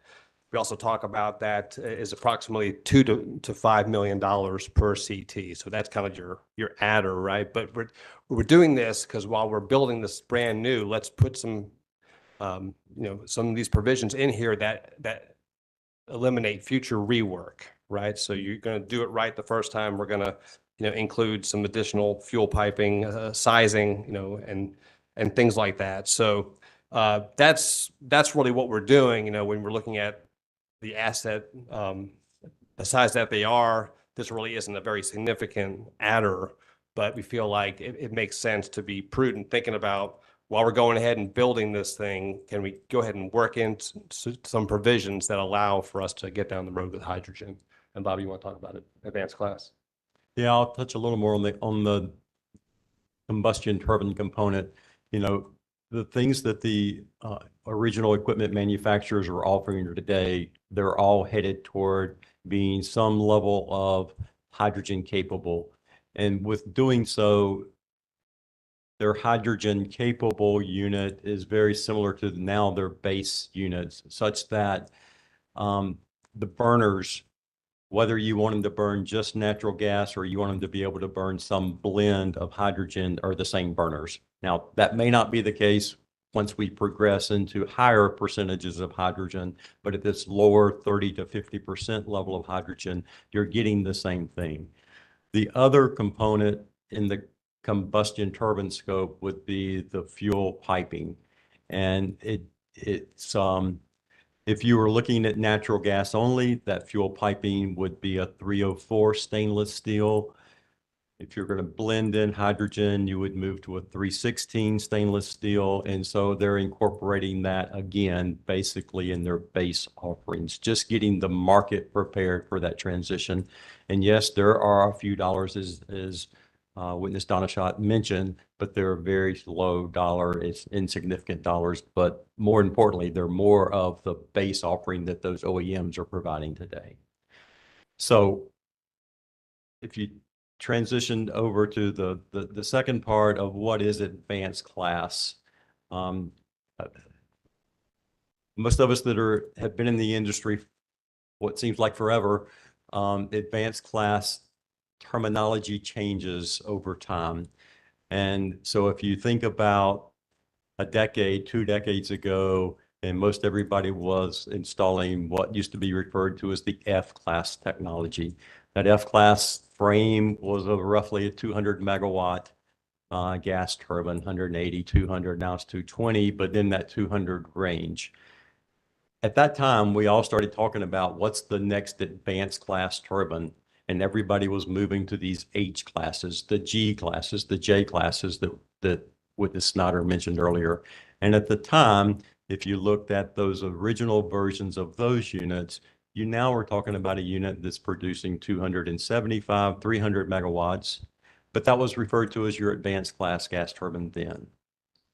We have now advanced in the last decade, since roughly, a decade, 2013, 15, somewhere in there, starting to go to the real advanced class. So what used to be advanced class is no longer advanced class, and now we're to the next technology evolution, and we're in the new advanced class. Those units now are ranging from 425, 450, 460 megawatts. They're more efficient. These turbines have progressed from 58% efficiency. I think Witness Snyder explained that efficiency calculation earlier. Upwards of, we're moving into 60s, 63, 64%. So they're more efficient machines that are hitting the market today, larger scale, more flexible. They ramp up very rapidly, ramp down rapidly. They respond very well to the market. But all said, they're a more efficient, long-term fuel consuming unit that's going to provide a lower overall cost of energy to the transmission system. Thank you.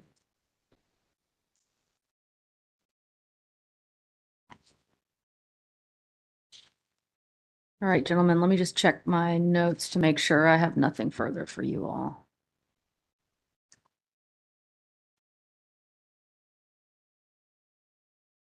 Did you have a question? Go ahead, Commissioner Tucker. Thank you, Chair. Just quick question, gentlemen. Mr. Donshaw, you said that there wasn't any additional cost. Did I hear you correctly say there was no additional cost in running a natural gas hydrogen capable unit that was extravagant in cost in setting them up for hydrogen? What I said was we had about $2 to $5 million per combustion turbine assumed to do that 30% kind of capability shown on that table. Help me understand the infrastructure that you'll need to provide for hydrogen when, as Mr. Smith talked about, stainless steel stainless steel tank or storage, breakdown of carbon piping from hydrogen, et cetera. I mean, to my knowledge, that's pretty high dollar material to be trying to burn hydrogen or set up to burn hydrogen with any quantity. If you want to share your expertise in that, I'd appreciate it. Yeah, so I think the answer that I was providing is related to that turbine scope of supply only. So what we're going to get from that original manufacturer to supply that turbine that's capable of firing with 30% blended fuel, not the hydrogen system, not the supply to the unit. The hydrogen fuel system coming to that combustion turbine has not been considered in that pricing that. Okay, I understand now, but as we 8 years, 6 years out, blending hydrogen, a higher percentage, requiring more hydrogen on site or to be piped in, that's going to be very costly, is it not? To do the storage, to do the piping, because you can't use your natural gas piping for hydrogen. Well, if you're calling the CPIRP, there is some assumed low percentage blending of hydrogen in the existing gas system, that 1%, 2%, and 3% that Mr. Hofflish talked about. So there is some blending that will occur in the system. We do believe, but yes, I mean, you know, as far as if you're gonna get up to higher blends than 30 and others, I mean, you do have to look at the future of the supply and how all that works. So that's kind of a whole different thing outside of what we're talking about here in this. Okay, the most hydrogen blend I've heard of that is in process that's being used today is in Canada, and it was about 16%. Yeah. Well, our DeBerry project in Florida, which is we have combustion turbines and we have a solar field out there, and then we're putting in electrolyzers and some tanks, and we're gonna be firing 100% hydrogen in our existing CT down there by the end of the year, early next year. Wow. Okay. Thank you, sir. All right, any additional questions from commissioners? Questions on commissioners' questions? This side of the room? Okay, over here. Nope, no questions. All right. All right, gentlemen, we have come to the conclusion of your day. We appreciate your being here with us. You all may step down and be excused. Chair Mitchell. If I can I just make a motion at this time? You may. Move at this time for the panel's rebuttal exhibit to be accepted into the record. All right, having heard no objection to your motion, we will admit the exhibit to the panel's pre-filed rebuttal testimony into the record of evidence. Thank you. All right, thank you, Mr. Smith, Mr. Donashad. All right, with that, we have come to the conclusion of the proceeding. We will take proposed orders 30 days from the availability of the transcript. Anything from counsel before we go off the record?